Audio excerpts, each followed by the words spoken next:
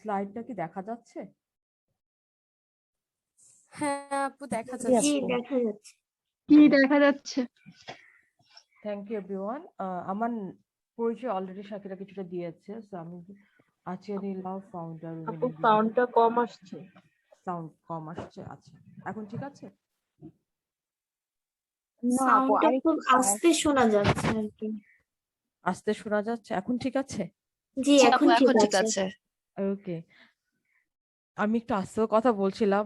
আমি আসলে একটা ছোট্ট করলাম আর কি, কতদিন আগে আমার ওই দাঁতের একটা প্রবলেম হয়েছে, তো দাঁত তুলতে হয়েছে আমাকে। তো আমার কথা মাঝে মাঝে একটু মানে স্পষ্ট না হলে আমাকে জাস্ট বলে দিও তোমরা, ঠিক আছে? তো এখন তো বুঝতে পারছো সবাই, তাই না? হ্যাঁ জি এখন এখন ক্লিয়ার বোঝা আছে। যাচ্ছে। ওকে, আপনার মাইক্রোফোনটা একটু কাছে থাকলে আসতে বললেও আমরা শুনতে পারবো। Thank you. আচ্ছা, তো আমাদের যে টপিকটা সেটা হচ্ছে বিজনেস মডেল ক্যানভাস, যেটা সবচেয়ে ইম্পর্টেন্ট একটা টপিক একটা বিজনেস যখন আমরা প্ল্যান করব সেটার জন্য। আর আমি হচ্ছে, আমার এক্সপার্টাইজ হচ্ছে টেকনোলজি নিয়ে কাজ করা, গ্লোবাল মার্কেটে, লোকাল মার্কেটে, সব জায়গাতে। তো আমরা এখন একটু শিখবো যে আমরা একটা যখন স্টার্ট আপ দিব, হ্যাঁ, বা আমরা যাদের স্টার্ট আপ আছে আমরা শেপ আপ করতে পারছি না, তো সেটাকে আমরা কিভাবে শেপ আপ করতে পারি। সো আমি যেটা করেছি, আমি চেষ্টা করেছি পুরো জিনিসটাকে বাংলা করার জন্য। হ্যাঁ, কারণ হচ্ছে আমার মনে হলো যে বাংলায় যতটা আমি দিতে পারবো, মানে যতটা বোঝাতে পারবো, তো তোমাদের যতটা কাছাকাছি যেতে পারবো, আমি যদি ইংলিশে করি তাহলে মানে একটু প্রবলেম হতে পারে, দ্যাটস ওয়াই। হ্যাঁ, তারপর যদি কারো যদি বুঝতে প্রবলেম হয়, যে কেউ আমাকে কোশ্চেন করতে পারো। আচ্ছা, এখানে একটা রেড মার্ক আছে কেন? What ever. So business model canvas সম্পর্কে কারো কোনো আইডিয়া আছে? জি আপু আচ্ছা, আমার একটু idea আছে। একটু আইডিয়া আছে, তাহলে কি একটু বলবে? আপু আমি যতটুকু জানি একটা বিজনেস ঠিকভাবে দাঁড় করানোর জন্য যে যে জিনিস থাকে এই বিজনেস মডেল ক্যানভাসে এগুলো ফিল আপ করলে মানে এটা একটা পূর্ণ লাইক বিজনেস আইডিয়া হিসেবে তৈরি হয়, এইটুকুই জানি। আচ্ছা, একটা বিজনেস মডেল ক্যানভাস অনেকটা কাছাকাছি জানো, মোটামুটি ঠিকই জানো, বলতে গেলে কাছাকাছি না, কাছাকাছি একটু বেশি জানো। সো বেসিক্যালি হচ্ছে কি, আমরা যখন বিজনেস শুরু করি, হ্যাঁ, তখন হচ্ছে আমরা যেটা আমরা করি কি, আমরা চিন্তা করি যে এখন মানে বাংলাদেশে যেটা একটা ট্রেন্ড, যে সবাই অনলাইনে বিজনেস করছে, হ্যাঁ। সো ওখানে যেটা হচ্ছে যে আমরা একটা জায়গা থেকে কাপড় আনছি, আপন ফেসবুক পেজে দিচ্ছি, আপন সেল করতেছি, হ্যাঁ। সো আমাদের একটা দুইটা করে প্রোডাক্ট সেল হচ্ছে, কখনো পরিচিতরা নিচ্ছে, কখনো অপরিচিতরা নিচ্ছে। সো ওই সেল থেকে যা হচ্ছে তাতেই আমরা অনেক খুশি, মানে অনেক হ্যাপি থাকে আর কি, যে আহ মানে এইটাই বোধহয় বিজনেস, মানে আমি আনছি, সেল করছি, আমার দায়িত্ব শেষ, হ্যাঁ। বাট এটা আসলে লং টাইম বিজনেস না। এটা প্রচলিত একটা সময় ছিল বিজনেসটা, বাট এটা ডে বাই ডে চেঞ্জ হচ্ছে।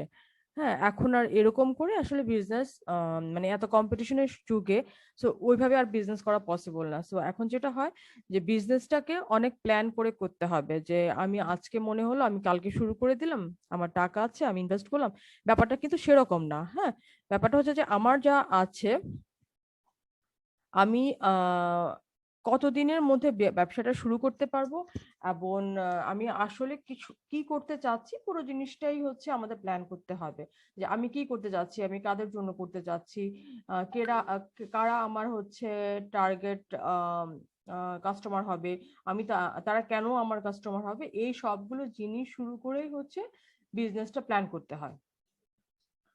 সো বিজনেস যখন আমরা প্ল্যান করব, তখন আমরা যেটা প্রথমেই আমরা শুরু করব, যে বিজনেসটা আমি আগে মাইন্ডসেট ঠিক করা, যে হ্যাঁ আমি আসলে বিজনেস করব। তো আমি যখন বিজনেস করব তখন যেটা করব, আমি যেই একটা শিট শো করছি, হ্যাঁ, বিজনেস মডেল ক্যানভাসে, এই বিজনেস মডেল ক্যানভাসের ইংলিশ ভার্সনটা মানে একেবারে অনলাইনে ফ্রিতে পাওয়া যায়। সো ওইটাকে হয়তো, অথবা আফটার দ্য সেশন আমি বাংলাটাও দিয়ে দিব। সো এই জিনিসগুলো, এটাকে জাস্ট এই পেজটাকে একটা বড় করে আমরা প্রিন্ট করে যেটা করব, যে আমাদের একদম যে জায়গাটার সাথে রেগুলার আমরা যাই, লাইক আমাদের বেডরুমে হতে পারে, বা আমাদের স্টাডি রুমে হতে পারে, মানে যে জায়গাটা আমরা রেগুলার থাকি সেখানটায় আমরা আগে ওয়ালে পেস্ট করে দিব, করে দেন আমরা একটা একটা ধরে কাজ করব। তো আমাদের এখানে দেখেন কতগুলো জিনিস আছে, যেমন প্রথমটা যদি আমরা দেখি, এখানে লেখা আছে মূল পার্টনার, তারপরে মূল কাজ, মূল সম্পদ, মূল্যবান প্রস্তাবনা, দেন হচ্ছে ক্রেতা গ্রাহকের সাথে সম্পর্ক, ক্রেতা গ্রাহক সরবরাহ, আয় খাত এবং ব্যয় খাত। হ্যাঁ, তো আমাদের মানে প্রত্যেকটা আবার আরেকটা যেটা আছে শেষে আছে অন্যান্য তথ্য, যে আপনি যেটা আসলে নিজের মনে করছেন যে আমি এগুলো লিখে রাখা দরকার সেই জিনিসগুলো। তো এই প্রত্যেকটা আলাদা আলাদা করে দেওয়া আছে, হ্যাঁ, একটা বিজনেস মডেল ক্যানভাসে। তো আমরা এখন যেটা করব, যে এখানে কিন্তু অনেকগুলো জিনিস আছে, প্রায় 9টা 10টা আইটেম দেওয়া আছে এখানে। তো আমরা প্রায়োরিটি সেট করব প্রথমে, যে অ্যাকচুয়ালি আমরা কোনটা নিয়ে কাজ করব, হ্যাঁ, কোনটা নিয়ে আমরা আসলে শুরু করতে হবে। কারণ 9টা তো আমরা একসাথে শুরু করতে পারবো না, 9টা আমাদের একটা একটা করে করে শুরু করতে হবে। হ্যাঁ, তো আমরা যেটা করবো, যে আমরা আসলে কোনটা ফার্স্ট তারপরে কোনটা সেকেন্ড সেটা আগে সিলেক্ট করে নেই। তো আমরা যেটা করেছি, মানে আমি যেটা করেছি আমার স্লাইডে আমি ওইটার মার্কিং দিয়ে ফেলছি, হ্যাঁ, যে আমরা আসলে কোনটা শুরু করব। হ্যাঁ, তো যেটা হয়েছে যে আমাদের প্রায়োরিটিটা সেট করতে হবে। যেমন 1 নম্বরে হচ্ছে আমরা যেটা দিয়েছি, যে মেইন বিজনেস মডেলটা আসলে বিজনেসের যেটা নিয়ে আমরা বিজনেস করতে চাই, মূল প্রস্তাবনা। হ্যাঁ, তো সেইটা হচ্ছে আমরা 1 নম্বরে দিয়েছি, যে আসলে আমার আইডিয়াটা কি। হ্যাঁ, যেটাকে আমরা হয়তো বলি ভ্যালু প্রপোজিশন, যে আমার আইডিয়াটা কি এবং এইটাই কেন আমার আইডিয়া, এইটাই কেন আমার করতে হবে, অনেক কিছুই তো করার আছে। হ্যাঁ, তো তারপরে আমরা যেটা করেছি, যে তারপরে আমরা প্রায়োরিটি দিয়েছি বিজনেসটা আসলে আমরা কাদের জন্য করব। কারণ আমি যদি বিজনেস করি, তাহলে আমাকে যেটা প্রথমে করতে হবে, যে আমার ক্লায়েন্ট ঠিক করতে হবে। কারণ আমি আসলে কার জন্য সেল করব, কেন সেল করব, কে আমার কাস্টমার হবে, সবকিছু হচ্ছে আমাকে করতে হবে, নিজে আগে জানতে হবে। হ্যাঁ, কারণ এখন এই জিনিসটা এরকম হবে, এটা আসলে একদিনে করা পসিবল না। হ্যাঁ, তো যার জন্য আমরা সবসময় যেটা করি, পার্সোনালি আমি যেটা করি, আমি স্টিকি নোট ইউজ করি। তো আমার আজকে যখন আইডিয়াটা মনে হলো, আমি একটা স্টিকি নোটে আইডিয়াটা লিখে মূল প্রস্তাবনার মানে ভ্যালু প্রপোজিশনের ছকের নিচে আমি লাগিয়ে রাখি, যেন আমি, হ্যাঁ, এটা তো আমার প্রথম দিনের আইডিয়া ছিল। এবং আমি এই জিনিসটা নিয়ে যখন চিন্তা করতে করতে দেখবেন আপনার আইডিয়াটা আপনি নিজেও অনেক কিছু চেঞ্জ করেন। তো যখন আপনি মানে যেটাই মাথায় আসবে আপনি জাস্ট লিখে আপনি প্রস্তাবনার মধ্যে লিখে মানে পেস্ট করে রাখবেন। ঠিক তেমনি ভাবে এটা সব জায়গায় আপনি হচ্ছে আপনার স্টিকি নোট দিয়ে আপনি এটা করবেন। কারণ হচ্ছে স্টিকি নোট কেন ইউজ করি আমি, এটা আমার মনে হয় সবচেয়ে বেটার অপশন। কারণ হচ্ছে আমি যদি একবার লিখে ফেলি, লিখতে লিখতে পুরো বক্সটাই ভরে যাবে, আবার একটা সময় পরে আমি দেখা যাবে আর লিখতে পারছি না। বাট স্টিকি নোট কিন্তু আমি আগে পরে পেস্ট করতে পারি, একটার উপর একটা পেস্ট করতে পারি, এমন ভাবে পেস্ট করতে পারি যেন নিচেরটাও দেখা যায় উপরেরটাও দেখা যায়। হ্যাঁ, সো আমার জন্য হচ্ছে বিজনেস মডেল ক্যানভাসের সাথে দুইটা জিনিস খুব ইম্পর্টেন্ট। একটা হচ্ছে এই বোর্ডটা ওয়ালে পেস্ট করা, আবার আরেকটা হচ্ছে স্টিকি নোটটা সব সময় ইউজ করা। তো অনেকে পেন্সিল ইউজ করেন, তাও তো একই তো হলো, যে পেন্সিল দিয়ে আমি লিখলাম, আবার হচ্ছে রিমুভ করতে গিয়ে দেখা গেল যে আমার পুরো জিনিসটাই চলে গেল। হ্যাঁ, মানে একটা সময় ছিঁড়েও গেল পেজটা। সো ওইটা খুব বেশি কাজের হয় না। হ্যাঁ, আচ্ছা, তো যেটা আমি বলছিলাম, তো আমরা তো 9টা জায়গা আমরা প্রায়োরিটি দিয়ে ফেলেছি, যে কোনটায় আমরা কি করব, কোনটা 1, কোনটা 2, কোনটা 3। হ্যাঁ, তো সেটা আমি দিয়ে দিয়েছি। তো আমার দৃষ্টিতে না, আসলে এইটা বিজনেস মডেলের যিনি করেছেন তারও এইরকমই একটা প্রায়োরিটি সেট আছে, যে 1 নম্বরে উনি কোনটা নিয়ে ভাববেন, 2 নম্বরে কি নিয়ে ভাববেন, 3 নম্বর কি নিয়ে ভাববেন। হ্যাঁ, তো আমরা 3 নম্বরে এনেছি সরবরাহ, 4 নম্বরে এনেছি ক্রেতা গ্রাহকের সম্পর্ক, 5 নম্বরে এনেছি আয়, 6 নম্বরে এনেছি আমরা মূল সম্পদ, 7 নম্বরে এনেছি মূল কাজ, 8 নম্বরে আছে মূল পার্টনার, এবং 9 নম্বরে আছে আমাদের ব্যয়। হুম, আর অন্যান্যটা তো সবসময় অপশনাল। হ্যাঁ, আপনি যখন যা মন চায়, যেটাকে আপনার প্রায়োরিটি দিতে মন চায়, আপনি লিখে রাখবেন আপনার বিজনেসের জন্য। হ্যাঁ, তো ওটা হচ্ছে যে আপনাকে একেবারে কোনো নিয়ে করতে হবে না, মানে অত প্ল্যান করে করতে হবে না, যে আমার আসলে আমি অন্যান্য তথ্যে বা কি দিব, যেটা হচ্ছে যে অন্যান্য তথ্যটা এমন হতে পারে, আমি যদি একটু ইজি করে বলি, যে আমার হচ্ছে এক্স এক্স হচ্ছে আমার হোলসেলার হতে পারে, আপনি তার সাথে কেন আপনার হোলসেলার, সে কেন আপনার হোলসেলার হবে সেটা নিয়ে আপনি একটা লিখে রাখতে পারেন। তো যখন আপনি এটা আপনি লিখে রাখবেন কেন, সেটা হচ্ছে কারণ এটা তো একটা সিক্রেট বিষয়, আপনি কেন লিখলেন, হ্যাঁ আপনি লিখবেন এই কারণে যে আপনি যখন বিজনেসটা করছেন, হ্যাঁ তো আপনার অ্যাবসেন্সে যেন আপনার টিমের কোনো মেম্বার ওই জিনিসটা দেখতে পারে। কারণ হচ্ছে আহ, তাহলে টিমটা অ্যালাইন থাকবে, কারণ আপনার সবকিছু যদি আপনার নিজের মধ্যে থাকে এবং আপনি যদি কোথাও শেয়ার না করেন, তাহলে আপনি যে একটা টিম রান করাবেন, তারা একটা অন্ধকারের মধ্যে কাজ করবে এবং তারা প্রপার কাজটা করতে পারবে না। তো আমি যেটা করি, আমি অন্যান্য তথ্যের মধ্যে এই ইম্পর্টেন্ট কিছু তথ্য লিখে রাখি, যতটুকু পর্যন্ত আমার এমপ্লয়ীদেরকে বা আমার পার্টনারদেরকে জানানো সম্ভব, ঠিক ততটুকুই আমি ওখানে লিখি।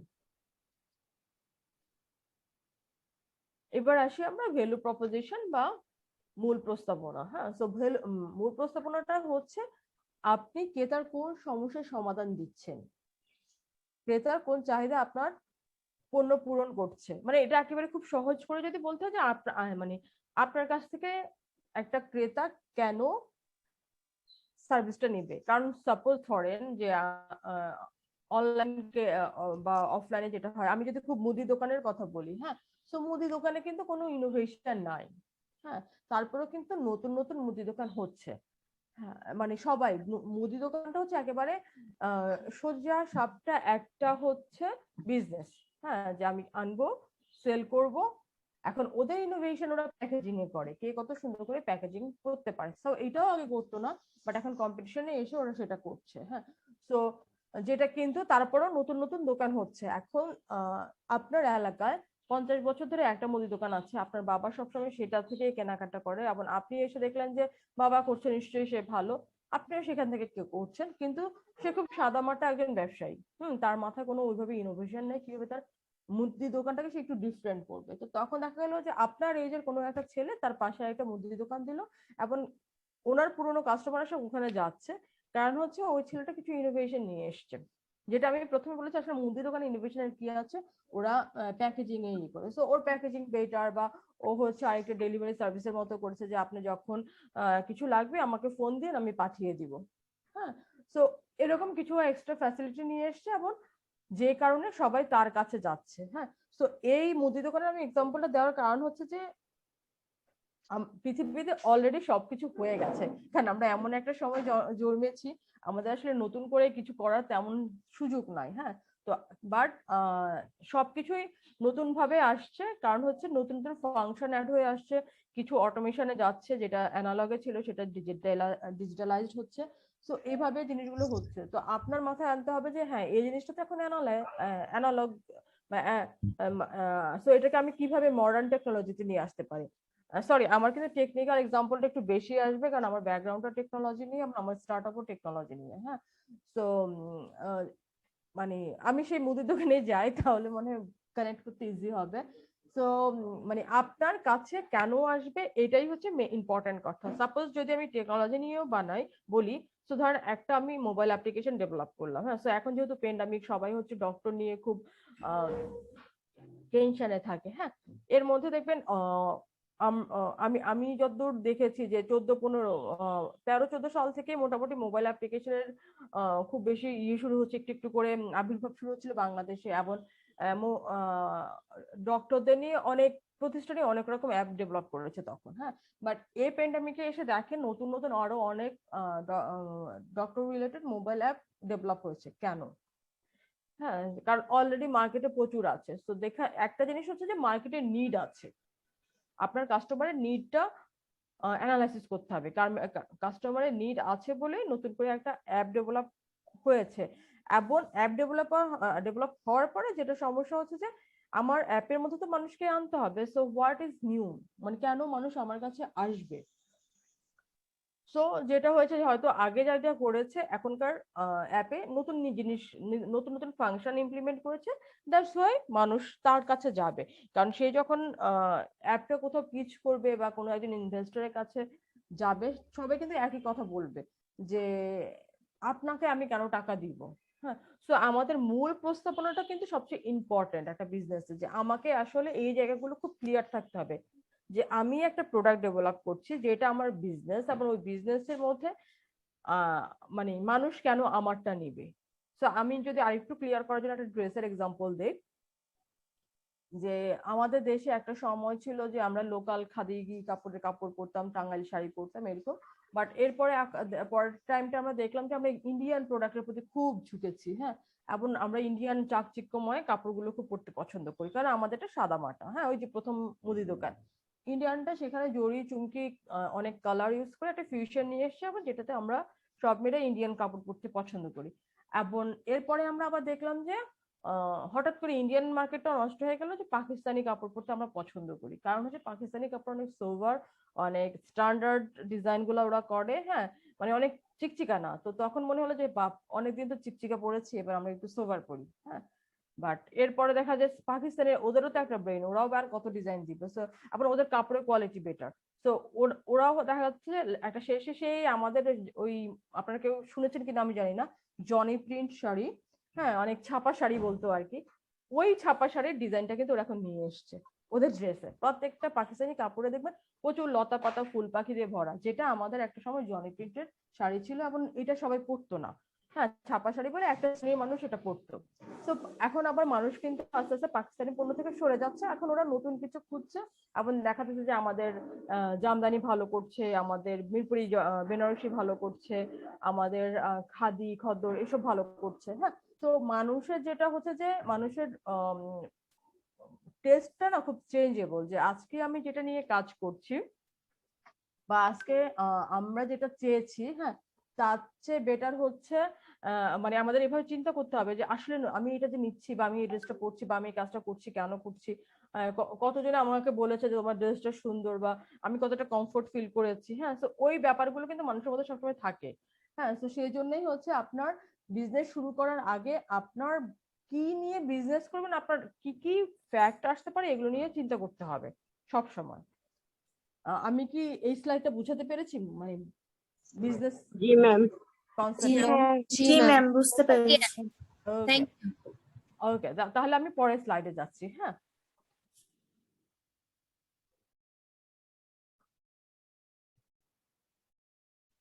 পরেরটা হচ্ছে আমরা যেটা বলি ক্রেতা বা গ্রাহক, বা হচ্ছে আমরা কাস্টমার সেগমেন্ট বলি।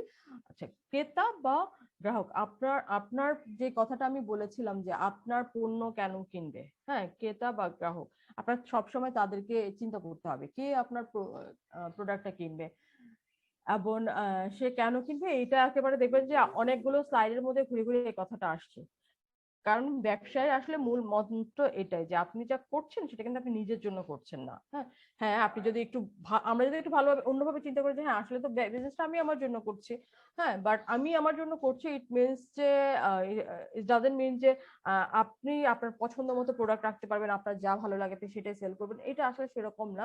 আপনি বিজনেসটা নিজের জন্য, নিজের হচ্ছে হয়তো একটা ফিনান্সিয়াল এম্পাওয়ারমেন্টের জন্য করছেন, কিন্তু আপনি আসলে বিজনেসটা করছেন মানুষের জন্য। মানুষ ছাড়া বিজনেস করা পসিবল না। হ্যাঁ, তো সেই ক্ষেত্রে আপনি চিন্তা করতে হবে যে আপনি আসলে বিজনেসটা কার জন্য করছেন, তাদেরকে সবসময় আপনার প্রায়োরিটি দিতে হবে, তাদের টেস্টকে প্রায়োরিটি দিতে হবে। এখন আপনি বুঝবেন কিভাবে যে আপনি আসলে বিজনেসটা কোন কোন মানুষের জন্য করছেন, এবং তারা হচ্ছে কি পছন্দ করতে পারে। তো এইটার জন্য যেটা আমরা করি, আমাদের মতো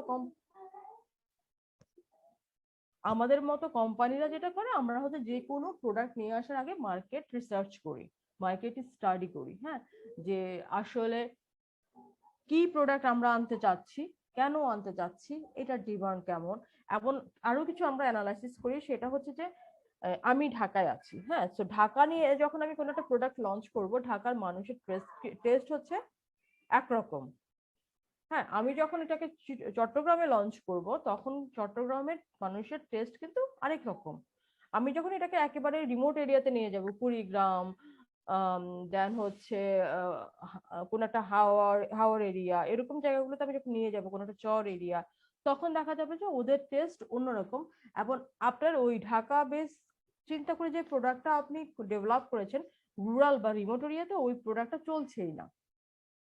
সো ওই জায়গাগুলোতে আপনাকে চিন্তা করতে হবে যে আপনি আসলে বিজনেসটা কাদের জন্য, কোন এরিয়ার, কোন ভৌগোলিক মানে এরিয়ার জন্য করবেন, কোন ডেমোগ্রাফির জন্য আপনি করবেন। হ্যাঁ, তো এই জিনিসগুলো আপনাকে খুব ভালো করে চিন্তা করতে হবে আপনার ক্রেতা এবং গ্রাহক নির্বাচনের সময়। আপনি যদি মনে করেন যে আমি হচ্ছে চাল বিক্রি করব, হ্যাঁ, তো আপনি যদি চাল বিক্রি করেন তো আপনাকে চিন্তা করতে হবে যে আপনাকে কি কি টাইপের চাল রাখতে হবে। তো ঢাকা শহরে আপনার অনেক রকম মানুষ আছে, আপনার সবার টেস্ট অনুযায়ী সব রকম চাল রাখলেন। হ্যাঁ, এখন ঢাকার মানুষটা হচ্ছে তো আপনার যে চালগুলো হচ্ছে লাল চাল, লাল চালটা এখন অবশ্য অনেকে খায়, কারণ হচ্ছে আপনার ওখানে বলে যে এটাতে ফ্যাট হয় না, অনেকগুলো সায়েন্টিফিক ব্যাখ্যা আছে। সো দ্যাটস চাল সবাই একটা ভালো এক্সাম্পল হবে না। আমি মোটা চালটা বলি, একটু মোটা মোটা যে চালটা, সেই চালটা ঢাকার মানুষকে একটু অ্যাভয়েড করে। হ্যাঁ, যারা নিম্ন আয়ে তারা খায়, কিন্তু আপনি যখন আবার গ্রামের দিকে যাবেন তখন দেখবেন যে ওরা আসলে ওই চালটাই খায়, মোটা চালটাই খায়। কারণটা আমি বলি, তারা কারণ হচ্ছে কি আপনার ওখানে ওই চালটা চালটা যখন হয় ওরা ধান থেকে ওটা ডিরেক্টলি ওই চালটাই নেয়। আর আমরা যে চালটা খাই ওটা কিন্তু প্রসেস চাল, মানে ওটা অ্যাকুরেট চাল না, মানে ওটাকে প্রসেসিং করে পলিশ করে এরকম একটা শেপ দেয়। যে চালটাই হবে চালগুলো কিন্তু মোটা মোটা হয়। হ্যাঁ, তো এখন আপনি চিন্তা করতে হবে, আপনি যখন চিকন চাল নিয়ে একদম গ্রামে যাবেন সেল করতে, তখন ওরা চিন্তা করবে এটার এত দাম। হ্যাঁ, আমি এটা কেন কিনবো, আমি কৃষকের থেকে তো আরো কম দামে কিনতে পারি, বা আমি লোকাল মুদি দোকান থেকে তো আরো কম দামে কিনতে পারি। হ্যাঁ, তো আমি কেন আপনার কাছ থেকে কিনবো। তো আপনাকে ওই ভৌগোলিক ব্যাপারটা মাথায় রাখতে হবে যে আসলে আমি যে জিনিসটা বিক্রি করব সেটা আসলে ওই এলাকার উপযোগী কিনা। যদি উপযোগী হয় তাহলে তো কোনো সমস্যা নয়, যদি উপযোগী না হয় সেক্ষেত্রে আপনাকে সেই এলাকার উপযোগী করতে হবে। হ্যাঁ, আদারওয়াইজ আপনার বিজনেসটা সেখানে সাস্টেন করবে না। সো আপনার প্রতিটা এরিয়া অনুযায়ী আপনার সার্ভিস চিন্তা করতে হবে, এবং আপনি যদি প্রোডাক্ট সেল করেন সেটাও চিন্তা করতে হবে। আমি হচ্ছে কিছু ছোট ছোট ইয়ে দিয়ে রেখেছি, এক্সাম্পলের মতো দিয়ে রেখেছি, আপনারা ওটাও চাইলে দেখে নিতে পারেন যে আপনার আসলে কি টাইপের আসলে আপনি চিন্তা করবেন আপনার কারা হতে পারে। সো একটা তো আছে আপনার একেবারে সবকিছু, যেমন সামাজিক, ভৌগোলিক, ডেমোগ্রাফিক, তারপর একটা আছে বয়স, ছেলে মেয়ে, তাদের অবস্থান, তারপর হচ্ছে তাদের ব্যক্তিগত অ্যাটিটিউড, হ্যাবিট গুলা, টাইপ, আর্থিক ক্ষমতা, আবেগ অনুভূতি, একদম এভরিথিং। তো আপনি যখন একজন ক্রেতা নির্বাচন করবেন আপনাকে কিন্তু একদম সব রকম মানুষের কথা চিন্তা করতে হবে। আপনার ক্রেতা হতে পারে একজন প্রতিবন্ধী, আপনার ক্রেতা হতে পারে একজন স্বাভাবিক মানুষ, আপনার ক্রেতাও হতে পারে একজন নিম্ন আয়ের মানুষ, আপনার ক্রেতা হতে পারে একজন উচ্চ আয়ের মানুষ। হ্যাঁ, তো আপনি হচ্ছে ওইটা ঠিক করে ফেলবেন যে অ্যাকচুয়ালি আপনার ক্রেতা কারা। এবং আরেকটা জিনিস চিন্তা করবেন, আপনি যখন বিজনেসটা করবেন আপনি আরেকটা টার্গেট গ্রুপ যদি আরেকটু স্পেসিফিক ভাবে চিন্তা করেন তাহলে সেটা আরো বেটার, যে আপনার টার্গেট মানুষগুলো কোন কোন মানে তাদের আর্থিক ক্ষমতাটা আসলে কেমন। লাইক আপনি কি মধ্যবিত্তদের জন্য সেল করবেন, আপনি কি উচ্চবিত্তদের জন্য সেল করবেন, নাকি আপনি নিম্নবিত্তদের জন্য সেল করবেন। হ্যাঁ, তো আপনার যদি উচ্চবিত্তদের যদি জন্য সেল করেন তাহলে আপনার যেটা করতে হবে আপনি তাদের তাদের উপর রিসার্চটা করতে হবে। আপনি যদি মধ্যবিত্তের জন্য সেল করেন তাহলে আপনাকে মধ্যবিত্ত মানুষের উপর রিসার্চ করতে হবে। আপনি যদি নিম্নবিত্তের সাথে জন্য বিজনেসটা করেন তাহলে হচ্ছে তাদেরকে নিয়ে আপনার চিন্তা করতে হবে। তো আপনি আসলে এটা বিজনেসের কিন্তু আসলে আমি একটা কথা বলতে মিস করে গেছি, সেটা হচ্ছে যে বিজনেসে কিন্তু আমরা দুইটা জিনিস দেখি, একটা হচ্ছে আপনি প্রোডাক্ট সেল করবেন, আর একটা হচ্ছে আপনি প্রোডাক্ট দ্বারা সার্ভিস দিবেন। হ্যাঁ, সো বিজনেস দুই রকম, একটা হচ্ছে একেবারে ডিরেক্টলি বেচা কেনা, আর একটা হচ্ছে সার্ভিস প্রোভাইড করা। হ্যাঁ, সো দুই রকম বিজনেস। তো এখন আপনাকে চিন্তা করতে হবে যে আপনার সার্ভিসটা আমি কেন নেব। সার্ভিস ওরিয়েন্টেড বিজনেস গুলো আমি যদি বলি একদম একে ইয়েতে সবাই চিনবেন, সেবা এক্স ওয়াই জেড যেটা আছে সেটা, দেন হ্যান্ডি মামা, এরা হচ্ছে সার্ভিস প্রোভাইড করে। হ্যাঁ, বাংলাদেশে। এবং হচ্ছে আর বিজনেস যেটা আমি বললাম যে একেবারে সার্ভিস না, আপনি একদম পণ্য বেচা কেনা কি করবেন সেটা হচ্ছে আপনার সবাই করছে, মোটামুটি একদম কমন। আবার আরেকটু স্পেসিফিক বলে আপনি মোস্ট অফ দ্য আইটি কোম্পানিকে বলতে পারেন ওরা সার্ভিস প্রোভাইড করে। হ্যাঁ, ওদের বিজনেসটাই হচ্ছে সার্ভিস প্রোভাইড করা। হ্যাঁ, ওরা ওরা হচ্ছে একেবারে মুদি দোকানের মতো 1 কেজি করে চাল বিক্রি করে, ওদের আসলে অপশন নেই, বা একটা ড্রেস বিক্রি করার ওদের অপশন নেই। হ্যাঁ, তো ওরা সার্ভিস প্রোভাইড করে একেবারে স্পেসিফিক ইয়েতে। সো এখন আপনাকে ওই জিনিসটাই চিন্তা করতে হবে যে আপনি আসলে কি করবেন এবং কাদের জন্য করবেন, আপনার হোলসেলার কারা হবে। হ্যাঁ, কেন আপনার এক্স হোলসেলার হবে, কেন ওয়াই আপনার হোলসেলার হবে না, আপনি কেন বাংলাদেশি প্রোডাক্ট নিয়ে বিজনেস করবেন, কেন আপনি ইন্ডিয়ান প্রোডাক্ট নিয়ে বিজনেস করবেন না? হ্যাঁ, এই জিনিসগুলো যদি আপনি নিজেকেও কোশ্চেন করেন তাহলে কিন্তু আপনার ক্রেতাদের কাছাকাছি যাওয়ার অনেকগুলো স্কোপ তৈরি হয়ে যায়, কারণ আপনি তখন নিজের চয়েসটা যখন আপনি ক্লিয়ার থাকবেন যে আমি এই কারণেই আমি বাংলাদেশি প্রোডাক্ট নিয়ে কাজ করব। হ্যাঁ, অনেক সময় দেখা যায় যে আমরা ইমোশনালি অনেক কিছু চিন্তা করি যে হ্যাঁ আমরা বাংলাদেশকে এই করব সেই করব, বাট আলটিমেটলি আমরা আবার ঠিকই ইন্ডিয়ান প্রোডাক্টে করি, কারণ হচ্ছে বড়রা যারা আছেন তারা ইন্ডিয়ান প্রোডাক্ট নিয়ে কাজ করছে, সো আপনি সেই কোয়ালিটি ধরে রাখতে পারছেন না। তো আপনি যদি মনে করেন যে আমি একেবারে ম্যানুফ্যাকচার থেকে আসবো, আমি একদম আমাদের ইন্ডাস্ট্রিতে কিন্তু অনেক ভালো ভালো আছে, যেমন অনেকেই আছে অনেক প্রোডাক্ট নিয়ে বাইরে খুব ভালো করছে, ওনাদের প্রোডাক্ট বাংলাদেশে আসেই না। স্পেশালি আমাদের গার্মেন্টস এর দিকে যদি তাকান, আমরা খুব ভালো ভালো ওয়েস্টার্ন ড্রেস গুলো বাইরে থেকে কিনে নিয়ে আসি। হ্যাঁ, কিন্তু সেখানে আবার ট্যাগের মধ্যে লেখাও থাকে মেড ইন বাংলাদেশ, বাট ওই প্রোডাক্ট গুলো আমরা বাংলাদেশে পাই না, কারণ হচ্ছে ওরা ধরেই নেয় এটার জন্য বাংলাদেশ মার্কেট ঠিক রেডি না। হ্যাঁ, বা এই টাইপের প্রোডাক্ট গুলো বাংলাদেশ মার্কেট মানুষ কিনবে না, তো ওই জন্যই ওরা এটা বাইরেই পাঠিয়ে দেয়। হ্যাঁ, বা এই এই প্রাইস দিয়ে বাঙালি কিনতে পারবে না। হ্যাঁ, বা অনেক সময় দেখবেন যে আপনি বাইরে থেকে যে প্রোডাক্টটা কিনেছেন ওটা বাংলাদেশ থেকে অনেক বেশি সস্তা বাইরে থেকে নিয়ে আসছে। হ্যাঁ, কারণ ওদের যে পলিসি ওরা ওইটাকে ওইভাবেই তৈরি করে ক্রেতার কাছাকাছি যাওয়ার জন্য। তো ওই ওই জায়গাগুলোতে না আসলে এখন আমাদেরও কাজ করার সময় এসছে যে বাইরে যে জিনিসটা আপনার হচ্ছে $5, সেটা বাংলাদেশে কেন হচ্ছে 1500 টাকা, মানে 3 গুণ দাম কেন? হ্যাঁ, আহ, দুটাতে লেখা আছে মেড ইন বাংলাদেশ, ঠিক আছে। তো ওই জিনিসটাও আমাদের চিন্তা করতে হবে, কারণ হচ্ছে কি এইটার সাথে অনেক কিছু জড়িত আছে যে এই ক্রেতাগুলোর জন্য, লাইক যখন ওই বিজনেসম্যান প্রোডাক্টটা ডেভেলপ করেছে উনি হচ্ছে অনেক বাল্ক অ্যামাউন্ট করেছে, দ্যাটস ওনার প্রাইস হচ্ছে কমে গেছে। এবং আরেকটা আর বাংলাদেশে যখন উনি সেল করছে তখন ওনারা যেটা করতেছে উনি হচ্ছে অল্প অল্প কিছু প্রোডাক্ট ডেভেলপ করেছে, কারণ উনি খুব কনফিউজ যে বাংলাদেশের মার্কেটে এটা চলবে কিনা। তো এইভাবে অনেক কিছু চিন্তা করে কিন্তু ওনারাও বিজনেসটা ঠিক করে। আবার আমরা যখন ক্রেতা হিসেবে কিনতে যাই আমরা তখন কম্পেয়ার করি আসলে, হ্যাঁ, যে আমি তো ওখানে এটা এইরকম দাম দেখে এসেছি কিন্তু উনি কেন বেশি নিচ্ছেন।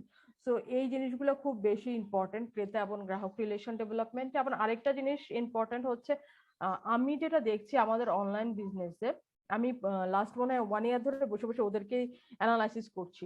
তো যেটা হচ্ছে যে একটা জিনিস খুব আমাকে খুব ভাবায় যে আমাদের কোনো পেজের সাথে কোনো পেজের প্রোডাক্টের প্রাইসিং এর কোনো সামঞ্জস্য নাই। হ্যাঁ, তো একটা পেজ দেখা যাচ্ছে একই রকম একটা টাঙ্গাইল শাড়িকে 2800 টাকা দিয়ে বিক্রি করছে, আর একজন পেজ সেই টাঙ্গাইল শাড়িটাকে 1400 বা 1500 টাকায় সেল করছে। হ্যাঁ, তো এর মানে হচ্ছে যে আমাদের যারা একেবারে রিয়েল বিজনেস করে, যারা আসলে বিজনেস করে, হ্যাঁ, হুজুগে বিজনেস করে না, ওনাদের কিন্তু একটা অ্যাসোসিয়েশন আছে বা ওনারা কিন্তু জানে প্রাইসিংটা কিভাবে করতে হয়, ওনারা ওইভাবে বসে প্রাইসটা ঠিক করে আবার একটা সেম টাইপের প্রাইস রাখে। যেটার ডিফারেন্স যদি হয় কেউ একটু চালাকি করে 5 টাকা বাড়ায়, কেউ একটু 5 টাকা কমায়, তার বিজনেসের মানে তার জিনিসটা মানুষ বেশি কেনার জন্য, হ্যাঁ, মানুষের কাছাকাছি যাওয়ার জন্য। কিন্তু অনলাইনে যেটা হচ্ছে আমাদের অনলাইনে যারা সেল করে তারা তো হঠাৎ করে বিজনেসে আসে, তো তারা ওই জিনিসটা অ্যানালাইসিস করে না, এবং যার কারণে দেখা যাচ্ছে যে এক একজনের পেজের প্রাইস এক এক রকম। এবং ওরা হচ্ছে একটা লেম স্কিল দেয় যে হ্যাঁ ওই পেজেরটা নকল আমার পেজেরটা আসল। তো একজন ক্রেতা আসলে বুঝবে কি করে, কারণ সেও একটা ছবি দিয়েছে এও একটা ছবি দিয়েছে, তো আসল নকল বোঝার তো অপশন নেই। তো আপনাদেরকে যেটা করতে হবে আপনার গ্রাহক ঠিক রাখার জন্য বা আপনার ক্রেতা ঠিক রাখার জন্য আপনার অনেক ট্রান্সপারেন্ট হতে হবে এবং মার্কেট অনেক বেশি বেশি অ্যানালাইসিস করতে হবে। আপনার কাস্টমারের নিড আপনাকে আইডেন্টিফাই করতে হবে, কেন আপনি কাস্টমার লুজ করছেন, কেন আপনার কাস্টমার ধরে রাখতে হবে। হ্যাঁ, তো এই জিনিসগুলো আপনার মাথায় দেওয়া আসবে, সব সেম স্টিকি নোটে লিখে লিখে আপনার হচ্ছে লিখে রাখবেন। আমি জাস্ট আপনার কাস্টমার আইডেন্টিফাই করার সাথে সাথে কিভাবে কাস্টমার ধরে রাখতে হবে সেটার একটু টিপস দেওয়ার চেষ্টা করলাম। তো কারো কি কোনো কোশ্চেন আছে এখানে?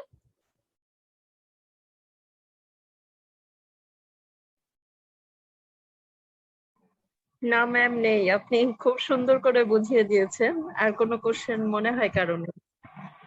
ধন্যবাদ ম্যাম। আচ্ছা ঠিক আছে, কারো কোশ্চেন থাকলে জাস্ট আমাকে থামিয়েও কোশ্চেন করতে পারেন, নো প্রবলেম। আপু আমি কি একটা কোশ্চেন করতে পারি? অবশ্যই অবশ্যই।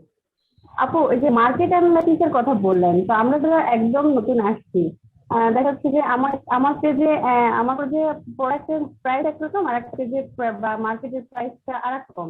আমি হুম। এটা আসলে কিভাবে বুঝবো আপু? এটা আমাকে অ্যানালাইসিস কিভাবে আমি কোন পদ্ধতিতে গেলে আমি আসলে জানতে পারবো? একটু বলবেন? হ্যাঁ, আচ্ছা, আপনার অ্যানালাইসিস যেটা করতে হবে, হ্যাঁ, আপনাকে আসলে মার্কেটটাকে ভালো করে রিসার্চ করতে হবে। যেমন একটা জিনিস আমি বলি, আমি যখন প্রোডাক্ট কিনি তখন আমি ধরে রাখি যে আমি যে জিনিসটা বসুন্ধরা সিটি থেকে 1,000 টাকায় কিনবো, আমি সেটা নিউ মার্কেট থেকে বার্গেনিং করে 800 টাকায় নিতে পারবো। হ্যাঁ, তো আমার কিন্তু মাইন্ডসেট এটা আছে যে বসুন্ধরা সিটি আমাকে নিউ মার্কেট সেটা একটু পাবো বা আমি 600 পাবো। তো আমি ওই মার্কেটে অ্যানালাইসিস করে ফেলি। হ্যাঁ, এখন আমি সেভাবে কেনাকাটা করতে যাই। তো যখন আমি ফিজিক্যালি, আমি কেন বসুন্ধরা সিটিতে যাচ্ছি, আমি একটু হ্যাসেল কমাতে চাচ্ছি, কারণ নিউ মার্কেট হচ্ছে অনেক বেশি মানুষ যায়। হ্যাঁ, ওটা হচ্ছে একেবারে সবার মার্কেট, সবাই যায়। বসুন্ধরাও সবার মার্কেট, কিন্তু সবাই যায় না। হ্যাঁ, তো তো আপনি যখন বসুন্ধরা থেকে আবার আপনি চিন্তা করেন আমি একটু তাড়াতাড়ি গিয়ে কিনে নিয়ে বেরিয়ে চলে আসলাম, মানুষজন কম আছে, বেটার। বাট নিউ মার্কেটে আপনি চিন্তা করেন আমি একটা দোকানে দাঁড়িয়ে আছি, কিন্তু ওদের 50টা কাস্টমার, তো আপনার অপশন নাই ওখান থেকে কিনা। সো এইভাবে কিন্তু প্রাইসটা একবার ইয়ে হয়। আর আমরা যারা অনলাইনে সেল করি, আমরা যেটা করি কি, আমরা হয়তো নিয়ে আসলাম, নিয়ে আসার পরে আমরা ওই বসুন্ধরায় কত সেল করছে, নিউ মার্কেটে কত সেল করছে, এবং কোন কস্ট দেখে ওরা এত দামে সেল করতে পারছে, ওইসব নিয়ে আমরা কিছুই অ্যানালাইসিস করি না। হ্যাঁ, তা আপনি যখন আপনার হোলসেলার থেকে প্রাইস একটা প্রোডাক্ট নিবেন, তাকে আপনি জিজ্ঞেস করতে পারেন যে এটা মার্কেট প্রাইস কত। হ্যাঁ, যে আপনি ধরেন হোলসেলার থেকে 10 টাকা দিয়ে একটা জিনিস কিনলেন। হ্যাঁ, এখন আপনি হচ্ছে তাকে জিজ্ঞেস করবেন এটা মার্কেট প্রাইস কত, আমি কত টাকাটা সেল করতে পারবো। তো সে হয়তো আপনাকে গাইড করবে যে আপনি এইটাকে 15 টাকায় সেল করতে পারবেন। হ্যাঁ, এখন আপনি এটা নিয়ে চিন্তা করে নিয়ে আসলেন যে ঠিক আছে আমি 15 টাকায় সেল করবো এটা। হ্যাঁ, বাট আপনি কিন্তু একজনের উপর ভিত্তি করে, উনি আপনাকে জাস্ট একটা বললো, গাইড করলো যে এটা এরকম হতে পারে, বাট আপনি আসলে জানেন না, কারণ উনি 15 টাকা উনি সবাইকেই বলেছে। হ্যাঁ, আপনাকে যেমন বলেছে আপনি 15 টাকা সেল করেন, এখন সবাইকেই বলেছে 15 টাকা সেল করেন। এখন এক্স আপা যেটা করলো, যে উনি আসলে 15 টাকার জায়গায় ওটাকে হচ্ছে 25 টাকা করে দিল। হ্যাঁ, সে ভাবলো যে এটা তো ইউনিক, আমি সবার আগে মার্কেটে নিয়ে এসেছি, তো আমি এটাকে 25 টাকা সেল করতে পারবো। আবার যে আরেকজন করলো কি, আচ্ছা উনি 15 টাকা বলেছে, এর মানে উনি তো ওরা সব কাস্টমারকে 15 টাকা বলেছে, তাহলে আমি একটা কাজ করি, বেশি সেল করি, কম প্রফিট করি, তাহলে আমার বিজনেসটা খুব তাড়াতাড়ি এটা মানে সবসময় সচল থাকবে। তো উনি ওটাকে একদম 2 টাকা কমিয়ে এটাকে 13 টাকা সেল করা শুরু করলো। সো সো যেটা দেখা হচ্ছে যে এখন আমরা সবাই 25 টাকাও দেখছি, 13 টাকাও দেখছি। হ্যাঁ, এখন আমরা কি করব, আমরা হচ্ছে একটা গ্রুপ, আমার পার্সোনাল ক্ষেত্রে আমি হচ্ছে কনফিউজ হয়ে আমি ওই প্রোডাক্ট কিনবই না, কারণ একজন বলছে 13 টাকা আর একজন বলছে 25 টাকা, মানে বিশাল একটা কিন্তু ব্যবধান আছে দুটার মধ্যে। হ্যাঁ, তো কারটা আমি নিব, কে ভালো। হ্যাঁ, আবার কিছু মানুষের মেন্টালিটি কাজ করে যে হচ্ছে যে 25 টাকা সেটা নিশ্চয়ই ভালো। তো ওরকম কিছু ক্লায়েন্ট আছে তারা একটু বেশি দাম দেখলে ভালো মনে করে ওই জিনিসটা কিনে। আবার কিছু ম্যাম মানুষ দামের ভ্যারিয়েশন আসে তো আসলে সোর্সিং, যে আমি কোনখান থেকে নিয়ে আসছি, আমার আসা যাওয়া, আমার ইয়েটা কততে দিয়ে আমি কিনলাম, আমার প্যাকেজিং, এই সব মিলিয়ে তো একটা দাম সিলেক্ট হয়। একই ধরনের পণ্য নিয়ে কাজ করলেও তো একই দাম হয় না, একজনেরটা অন্যরকম আরেকজনেরটা, কারণ সোর্সিং তো সবার একই থাকে। সোর্সিং, আপনার রাইট সোর্স তো অফকোর্স ঠিক করতে হবে, দ্যাটস আমি হোলসেলারদের কথা বলেছিলাম আগের স্লাইডে। হ্যাঁ, তো ওইটা তো আপনার একটা অপশন আছেই, কিন্তু আপনি যদি মনে করেন যে আমি আসলে আমার তো যেতে হচ্ছে 500 টাকা ভাড়া গেছে, আপনার একটা প্রোডাক্টের জন্য কিন্তু আপনার 500 টাকা ভাড়া যায়নি। হ্যাঁ, আপনি যখন প্রোডাক্টটা হোলসেল থেকে নিয়ে আসেন, আপনি 50টা প্রোডাক্ট নিয়ে আসছেন, এবং ওই 500 টাকা আপনি কিন্তু প্রত্যেকটা ড্রেসের সাথে সাথে অ্যাড করতে পারবেন না, আপনাকে ওই 500 টাকা প্রত্যেকটা প্রোডাক্টের সাথে অ্যাড করতে হবে। এবং আপনি যদি চিন্তা করেন যে আমার যাতায়াত ভাড়া, আমার সবকিছু একটা প্রোডাক্টের উপর আমি একটা প্রোডাক্ট থেকে আমি বের করে দিয়ে আসতে হবে, তাহলে আপনার প্রোডাক্ট প্রাইসিং বেড়ে যাবে এবং আপনি কাস্টমার হারাবেন। কারণ প্রোডাক্ট যখন আপনি প্রাইসিং করবেন, প্রাইসিং করার মধ্যে তো আপনার অনেকগুলো জিনিস চলে আসে, যে আপনার হচ্ছে আপনার যাতায়াত আসবে, আপনার কোত্থেকে প্রোডাক্ট কার থেকে নিয়েছেন, কত টাকায় নিয়েছেন, সবকিছু চলে আসবে। হ্যাঁ, সেই ক্ষেত্রে আপনার কোথা থেকে প্রোডাক্টটা সোর্স করছেন ওইটা তো আপনি প্রায়োরিটি দিবেন, কিন্তু আপনি যদি আবার এভাবে চিন্তা করেন যে এই প্রোডাক্টটা আপনার হচ্ছে আনতেই এত টাকা লেগেছে, হ্যাঁ, আবার আপনি পুরোটা চাচ্ছেন যে আপনাদের এখন ইন্ডিয়া থেকে প্রচুর প্রোডাক্ট নিয়ে আসেন, তো আপনি যদি এখন বলেন যে আমি প্লেন ফেয়ার দিয়ে এনেছি এই একটা শাড়ি, তো আমার শাড়ির দাম হবে 45,000 টাকা। হ্যাঁ, এবং আরেকজন হচ্ছে বেনাপোল দিয়ে বাসে করে নিয়ে আসছে, সেই শাড়ির দাম দিয়েছে 25,000 টাকা। হ্যাঁ, এখন আপনি রং জায়গা থেকে সোর্সিং, রং ভাবে সোর্সিং করেছেন, সেটা তো কাস্টমারের দোষ না। তো আপনি যখন ব্যবসা করবেন তখন মানে বইয়ের বিদ্যার সাথে সাথে না নিজের মাথাটাকেও খাটাতে হবে, যে অ্যাকচুয়ালি আমি যেটা প্লেন দিয়ে এনেছি সেটা আমি প্লেনের মতো প্রাইস রাখতে পারবো না, আমাকে ওই বেনাপোল দিয়ে বা ঢুকার যে প্রাইস সেটাই আমাকে রাখতে হবে, কারণ ব্যবসা ম্যাক্সিমাম মানুষ ওইটাই হয়তো ফলো করবে। বাট আপনার যদি কাস্টমার একদম এলিট গ্রুপ হয়, যে আপনার 5 জন কাস্টমার তারা হচ্ছে একেবারে অনেক টাকাওয়ালা, তো আপনি ওদের কাছে সেল করতে পারবেন, আপনার 5টা শাড়ি আছে, সেক্ষেত্রে আপনার এত কিছু চিন্তা না করলেও চলবে। তো আপনি সোর্সিং করছেন কোথেকে সেটা যেমন ইম্পর্টেন্ট, কিভাবে সোর্সিং প্রসেসটা আপনি মেনটেন করছেন সেটাও কিন্তু ইম্পর্টেন্ট। আপনি ভুল করে গুলশান থেকে ইসলামপুর যেতে আপনার লাগবে ভাড়া 100 টাকা, আপনি জানেন না বলে আপনি 500 টাকা দিয়ে দিয়েছেন, কিন্তু আপনার পাশের বাসার ভাবি কিন্তু 100 টাকা দিয়ে গিয়ে প্রোডাক্ট নিয়ে আসে। তো এখন এটা তো ওইভাবে দোষ না, এটা তো আসলে আপনার দোষ, আপনি মার্কেট অ্যানালাইসিস করেন নাই, এবং আপনি ওই 500 টাকা আপনার ড্রেসের মধ্যে অ্যাড করে দিলেন। তো ওনার বিজনেস খুব ভালোভাবে চলছে আর আপনি হচ্ছে 2 দিন পরে বিজনেস বন্ধ করে দিলেন। তো এই এই ছোট ছোট জিনিস সবকিছু আপনাকে খুব ভালো করে অ্যানালাইসিস করতে হবে। ম্যাম আমি একটু বলতে চাচ্ছিলাম। হ্যাঁ, অবশ্যই। ম্যাম আমি একজনের কাছ থেকে শাড়ি নেই রেগুলার, তো মানে অন্যান্য পেজেও সেরকমই দেখি। তো আমি তাকে একদিন প্রশ্ন করছিলাম যে আপু আপনারটাও যেরকম অন্যান্য পেজেও তো সেরকম। তো উনি আমাকে 3টা অপশন দিয়েছিলেন, মানে 3টা বলেছিলেন যে একটা শাড়ি 3 ভাবে 3 কোয়ালিটিতে তৈরি হয়। হ্যাঁ, তো আপনাকে আপনাকে বেস্টটা দেয়া হয়েছে সেজন্য এরকম। এখন ম্যাম আমার কথা হচ্ছে যে একই পণ্য বিভিন্ন কোয়ালিটিতে তৈরি হয়। তো সেক্ষেত্রে অনলাইনে আমরা কি করে বুঝবো যে এই পণ্যটার কোয়ালিটি ভালো কিংবা এর জন্যই দামটা বেশি নিচ্ছে? কারণ আপনারা যারা দামটা বেশি নেয় আপু তারা কিন্তু ম্যাম সোর্সিংটা বলে না, তারা ওই ওই কস্টটাই দেখায় যে আমার কোয়ালিটিটা ভালো, কিন্তু অনলাইনে তো কোয়ালিটি করাটা সম্ভব হয় না। তো সেক্ষেত্রে আমরা কি করতে পারি? সেক্ষেত্রে হচ্ছে কি, মাঝে মাঝে যদি এটা আপনি আপনি যদি হোলসেলার থেকে নিয়ে থাকেন, হ্যাঁ, সেক্ষেত্রে আপনি একটু অ্যানালাইসিস করে নিয়েন, যে 4-5টা হোলসেলার থেকে প্রোডাক্ট নিয়েন, একজন থেকে নিয়েন না।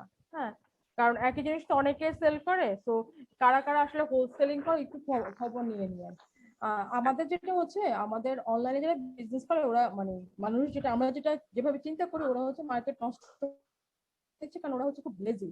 ওরা মানে নর্মালি আগে আমরা যারা যেটা বিশ্বাস করতাম যে যারা লেজি তারা হচ্ছে সবকিছু শর্টকাটে করার চেষ্টা করে। হ্যাঁ, এখন ওইটাকে একটা সময় আমি একটু প্রায়োরিটি দিতাম, বাট এখনকার যুগে সেটা প্রায়োরিটি দেওয়ার অপশন নাই, যে সবকিছু আম, ভালো যে ওরা করবে এমন কোনো ইয়ে নাই। কারণ আপনি যখন একটা প্রোডাক্ট কিনবেন, দ্যাটস আমি বারবার মার্কেট স্টাডি, মার্কেট রিসার্চ এসব কথাগুলো বলছি, যে আপনি একজন হোলসেলারের উপর ডিপেন্ড করবেন না, কারণ কেউই কখনো বলবে না তারটা 2 নম্বর, জি। সবাই বলবে যে আমারটা বেস্ট। হ্যাঁ, বাট হ্যাঁ। আপনি যখন রিয়েল হোলসেলারের কাছে যাবেন, হ্যাঁ, তো তারা কিন্তু রিয়েল হোলসেলার এখন কিছুটা আসে প্যান্ডামিক টাইমে অনলাইনে, তাদের কিন্তু অত সময় নেই অনলাইনে সেল করার। তো আপনি যখন রিয়েল হোলসেলারের কাছে যাবেন তখন আপনার যেটা করতে হবে, আপনি তাকে বলবেন যে আপনার বাজেটটা কত, তখন ও আপনাকে নিজেই বলবে যে আপনাকে কত নম্বর জিনিসটা প্রোডাক্টটা দেখাবো। কারণ একটা প্রোডাক্ট সেম ডিজাইন সেম ক্যাটালগের একটা ড্রেস একেবারে 1 থেকে 7, 8, 9, 10 পর্যন্ত চলে যায়। হ্যাঁ, তো আপনি এখন ওনাকে বলে উনি আপনাকে সেই অনুযায়ী সেভাবে আপনাকে প্রাইসিং দিতে পারবে। হ্যাঁ, এবং আপনি কিন্তু অথেন্টিক ব্যবসায়ী হলে আপনি একটা কাজ করতে পারেন, যে আমার আমার হচ্ছে এই ড্রেসটার এটা হচ্ছে অরিজিনালে হচ্ছে এত টাকা, এবং এটা হচ্ছে র্যাপ্লিকাতে হচ্ছে আমার এত টাকা। ঠিক আছে, আপনি ওটা বলে দিতে পারেন। তো থ্যাংক ইউ ম্যাম। মানে হোলসেলার বাছাই করাটাও কিন্তু একটা মানে মানে চ্যালেঞ্জিং ব্যাপার, আপনাকে রাইট হোলসেলার খুঁজে বের করতে হবে, যেহেতু আপনি ব্যবসায় আসছেন, স্পেশালি আপনারা যারা ড্রেসের বিজনেস করছেন।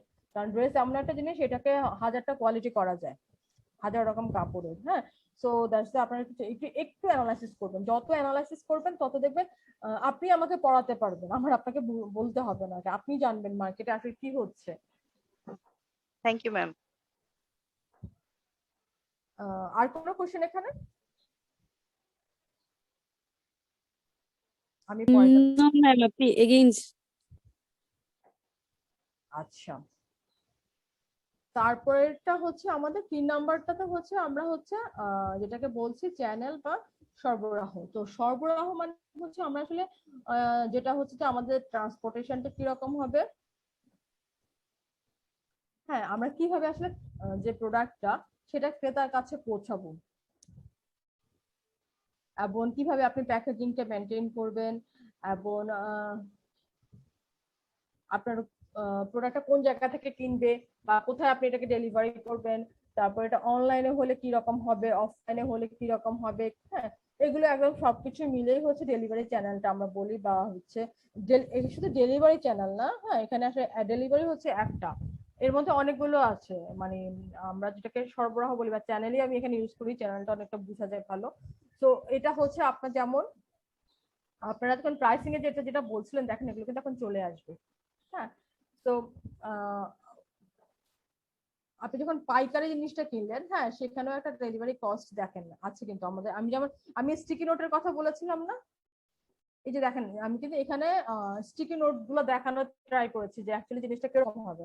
তো যখন আপনি কোনো জিনিস কিনবেন, আপনার ডেলিভারি চ্যানেল কি কি হতে পারে, সো এটা ফোন হতে পারে, এটা অনলাইন অর্ডার হতে পারে, এটা আরেকটা আপনাদের যেটা এখন খুব পপুলার ক্যাশ অন ডেলিভারি, এবং ডিরেক্ট বিজনেস হতে পারে, যেমন দোকানে আপনি গেলেন, কিনলেন, চয়েস করলেন, কিনলেন, চলে আসলেন। হ্যাঁ, এবং আরেকটা যেটা হচ্ছে আপনারা যারা বিজনেসের জন্য কিনবেন তাদের হচ্ছে পাইকারি ডিস্ট্রিবিউশন। হ্যাঁ, তারা যেটা করে, যারা বড় ব্যবসায়ী তারা নিজেরাই একটা ট্রান্সপোর্ট কিনে ফেলে, দেখবেন যে এখানে প্রাইডের মাল গাড়ির মধ্যে লেখা থাকে, এখানে প্রাইডের মাল সরবরাহ করা হয় এখানে, বা অথবা এরকম লিখে এখানে কি যেন খুব বেশি মিল্ক ভিটার ভ্যান দেখবেন, হ্যাঁ মিল্ক ভিটা দুধ সরবরাহ করা হয়। তো এগুলা হচ্ছে যারা পাইকারি তাদের জন্য, কারণ তাদের ওই একটা সার্টেন টাইমের পরে ওই আপনারা যখন ছোট ব্যবসায়ী তখন হচ্ছে আপনার ওই ডেলিভারি কস্টটা নিয়ে আপনার খুব চিন্তা করতে হয়। তো যারা বড় ব্যবসায়ী তাদেরকে ওরা হচ্ছে সলিউশন দেয়, তো ওদের ডেলিভারি কস্টটা মেনটেন করে হচ্ছে না, নিজেরাই একটা ট্রান্সপোর্ট কিনে নেয়, কারণ তাদের প্রচুর ব্যবসা। হ্যাঁ, তো তখন তারা সেটা দিয়ে করে। তো ডেলিভারি চ্যানেলটাই খুব বেশি মানুষ মাথায় নেয়, কারণ হচ্ছে আমি একটা প্রোডাক্ট কিনলাম, সেটা আমার কাছে পৌঁছাতে হবে, এবং আমি এটা আবার সেল করলাম, তখন আমার এটা ক্রেতার কাছে পৌঁছাতে হবে। হ্যাঁ, তো এই পুরো ব্যাপারটা চলে আসে, এবং এইটা কিন্তু কস্টিং একটা ইম্পর্টেন্ট জায়গা। তো আপনি ডেলিভারি চ্যানেলটা যত স্মুথ করতে পারবেন, আপনার প্রোডাক্টের প্রাইসিং ততটাই বেটার হবে। হ্যাঁ, এখন এবার হচ্ছে যে যুগ উপযোগী যদি আমরা বলি, তাহলে এখন যেটা হচ্ছে অনলাইনে, তারপরে আমরা ফোনে নিচ্ছি। আমি যেটা একদম প্রথম স্লাইডে বলেছিলাম যে মুদির দোকানদার সে এখন তার অর্ডারটা সে বলেছে আপনি আমাকে ফোন দিয়ে বললে আমি আপনাকে পৌঁছে দিব। হ্যাঁ, তো এটা মানে হচ্ছে সে তার বিজনেস প্ল্যানে এটা ওইভাবে চিন্তা করেছে, যেহেতু উনি এত পুরনো ব্যবসায়ী, সেক্ষেত্রে আমার ব্যবসা যদি চালু রাখতে হয় তাহলে আমাকে এটাকে স্মুথ করতে হবে। তো এই জায়গাটা খুব ইম্পর্টেন্ট, আপনি একটা জিনিস কিভাবে পৌঁছাবেন। আবার আরেকটা ইম্পর্টেন্ট ব্যাপার হচ্ছে যে কি আমরা যারা ইয়ে করি, আমি যেটা দেখেছি যে আমরা যারা অনলাইন ব্যবসা করি তাদের মধ্যে ডেলিভারি জিনিসটা হচ্ছে, ডেলিভারির কনসেপ্টটা একটু ইয়ে আছে, মানে প্রবলেমেটিক আর কি, আমার কাছে মনে হয় ডেলিভারি প্রাইস নিয়ে। আমি জাস্ট আপনাদের সবাইকে একটা ছোট টিপস দিয়ে যাই, যারা অনলাইনে প্রোডাক্ট সেল করেন তারা আপনারা যেটা করবেন, আপনি আপনার পেজে 1 মান্থের একটা সার্ভিস দিবেন, যেখানে আপনি লিখে দিবেন আমরা কোনো ডেলিভারি চার্জ নেই না। হ্যাঁ, এবং আপনি অবজার্ভ করবেন আফটার 1 মান্থ আপনার রেজাল্টটা কি দাঁড়ায়। আচ্ছা, এবার আমি বলি, আপনার কাছে এখন মনে হচ্ছে যে ভদ্রমহিলা বলতেছে কি ডেলিভারি চার্জ দেবো না, তাহলে তো আমার লস হবে। হ্যাঁ, আমার 60 টাকা, 70 টাকা, 50 টাকা, 30 টাকা যেটাই হোক, হোয়াট এভার ডেলিভারি চার্জ, সেটা তো আমার নিচ থেকে দিতে হবে। হ্যাঁ, আপনি এইটা আপনার প্রোডাক্টের সাথে অ্যাড করে দেন, আপনি আপনার প্রোডাক্টের সাথে অ্যাড করে দেন। হ্যাঁ, করে আপনি একবারেই প্রাইসটা দেন। সাপোজ আপনার প্রোডাক্টের দাম হচ্ছে 105 টাকা। হ্যাঁ, তো আপনার ডেলিভারি চার্জ হচ্ছে 25 টাকা, আপনি একবারে লিখে দেন প্রোডাক্ট প্রাইস হচ্ছে 130 টাকা উইদাউট ডেলিভারি চার্জ। হ্যাঁ, আমরা ডেলিভারি চার্জ নেই না। দেখেন মানুষ আপনাকে পছন্দ করে কিনা। একটা জিনিস মাথায় রাখবেন, আমরা যখন মার্কেটে গিয়ে একটা জিনিস কিনি, আমরা কখনো রিক্সা ভাড়া কত যায়, সিএনজি ভাড়া, বাস ভাড়া কত যায়, ওটা আমরা চিন্তা করি না, আমরা চিন্তা করি আমরা প্রোডাক্টটা কিনে নিয়ে চলে আসবো। বাট আপনি যখন বারবার মনে করিয়ে দিচ্ছেন আমাকে যে ডেলিভারি চার্জ দাও, ডেলিভারি চার্জ দাও, ডেলিভারি চার্জ দাও, তখন আমার কাছে মনে হয় তো আমি গিয়ে নিজেই কিনে নিয়ে আসি, আমি নিবো না প্রোডাক্ট, শুধু ডেলিভারি চার্জ এত বেশি বাড়ছে এসে। আরেকটা জিনিস আমি লক্ষ্য করেছি, যখন আমরা ডেলিভারি চ্যানেলগুলোর সাথে ডিরেক্ট কন্ট্যাক্ট করে প্রোডাক্ট কালেক্ট করি, তখন তারা হয়তো আমার কাছ থেকে 30 টাকা নেয়, হ্যাঁ একটা ডেলিভারি চার্জের জন্য। বাট যখন আমি একটা পেজ থেকে একটা ড্রেস কিনি, এবং তারা এখন যেটা স্ট্যান্ডার্ড দিয়েছে, সো মানে পুরো ঢাকায় হচ্ছে 80 টাকা ডেলিভারি চার্জ।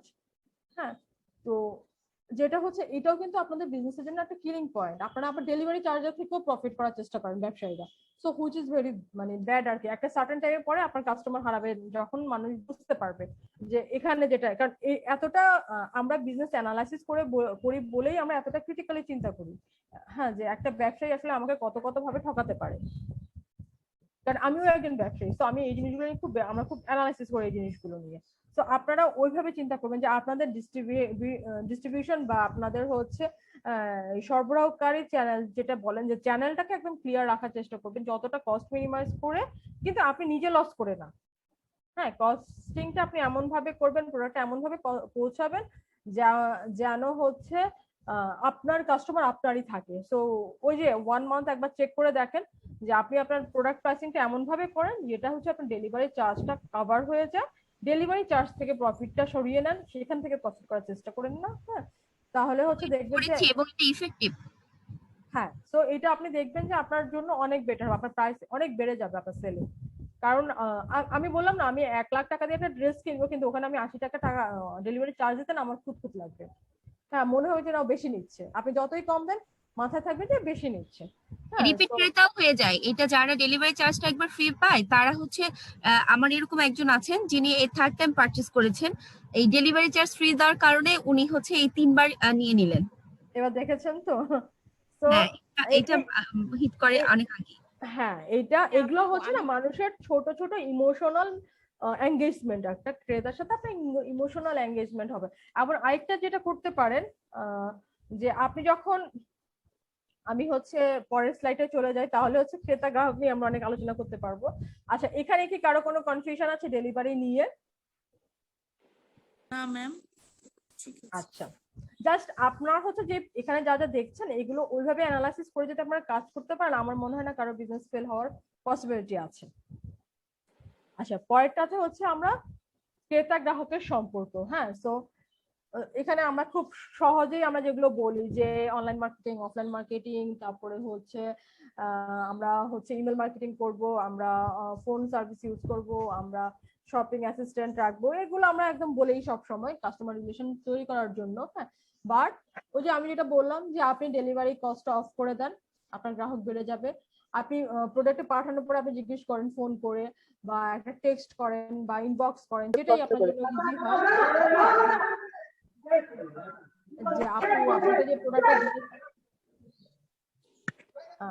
আপনাকে যে প্রোডাক্টটা আমরা পাঠালাম ওটা আপনি পেয়েছেন কিনা, হ্যাঁ, সবকিছু ঠিক আছে কিনা। বা আপনি যদি আরেকটা কাজ করতে পারেন, যখন হচ্ছে আপনি প্রোডাক্ট কনফার্ম করলেন এবং আপনি তাকে ফোন দিয়ে বলেন যে আপনার প্রোডাক্টটা অন দা ওয়ে। হ্যাঁ, মাইক্রোফোন। হ্যালো, আমাকে কি শোনা যাচ্ছে? হ্যাঁ হ্যাঁ শোনা যাচ্ছে। জি ম্যাম, শোনা যাচ্ছে। আচ্ছা আচ্ছা আচ্ছা, কারো বোধহয় একটা ফোন, সরি, কেউ বোধহয় আনমিউট আছে, একটু কষ্ট করে মিউট করে নেন, তাহলে হচ্ছে আর মানে শুনতে প্রবলেম হবে না। সো যেটা এইটা হচ্ছে আসলে বিজনেসটা তো বেসিক্যালি আপনার ক্রেতার জন্য। সো ওদের লাইফটা আপনি যত ইজি করতে পারবেন আপনার জন্য ততটা বেটার হবে। আরেকটা জিনিস বাংলাদেশে মিসিং, হ্যাঁ, যে আমার এখন ইনস্ট্যান্ট হচ্ছে একটা প্রোডাক্ট লাগবে, বাট আপনি কখনোই সেটা আমাকে ইনস্ট্যান্ট দিতে পারেন না। সো আপনি যদি একবার আমাকে লাইফে ওই সাপোর্টটা দিতে পারেন, আমি কিন্তু আপনার কাছ থেকেই বারবার কিনতে চাইবো। আমি ছোট একটা গল্প বলি আপনাকে। আমি হচ্ছে প্রচুর শপিং হলিক বলে না, কিছু মানুষ শপিং করতে পছন্দ করে, আমি সেটা প্রচুর করি। এবং আমি প্রচুর মানে এটা এভাবে বলা ঠিক হবে কিনা আমি জানি না, আমি প্রচুর দেশের বাইরে যেতে হয় আমার কাজের জন্য। তো আমি দেখা যাচ্ছে ওখানে প্রচুর শপিং করতে খুব পছন্দ করি, নতুন জায়গা, নতুন জিনিস, এরকম একটা ব্যাপার আছে আমার মধ্যে। হ্যাঁ, তো এক্সকিউজ মি, আমি বেসিক্যালি যেটা করি, আমি যখন দেখি যে আমি একটু ইউরোপিয়ান কান্ট্রি বা ইউএস এর দিকে যাচ্ছি, তখন আমি যেটা করি, আমি জাস্ট ব্যাগটা ফাঁকা করে নিয়ে যাই, মানে একটা লাগেজ নিয়ে যাই। ওখানে আমার তেমন কোনো প্রোডাক্ট থাকে না, আমার ড্রেস তেমন থাকে না। হ্যাঁ, সো কারণ আমরা যখনই যাই, আমরা হয়তো কোনো কনফারেন্সে যাই, কোনো বিজনেস মিটিং এর জন্য যাই, এইভাবেই আমরা যাই। সো আমি দেখা যাচ্ছে 2টা টি শার্ট আর 2টা জিন্স দিয়ে আমি রওনা হয়ে গেলাম। এখন আমি বিজনেস কনফারেন্সে কিন্তু আমি করতে পারবো না। সো আমি যদি বাংলাদেশ থেকে একটা শুটেড বুটেড কাপড় কিনতে চাই, এটা আমার জন্য অনেক এক্সপেন্সিভ।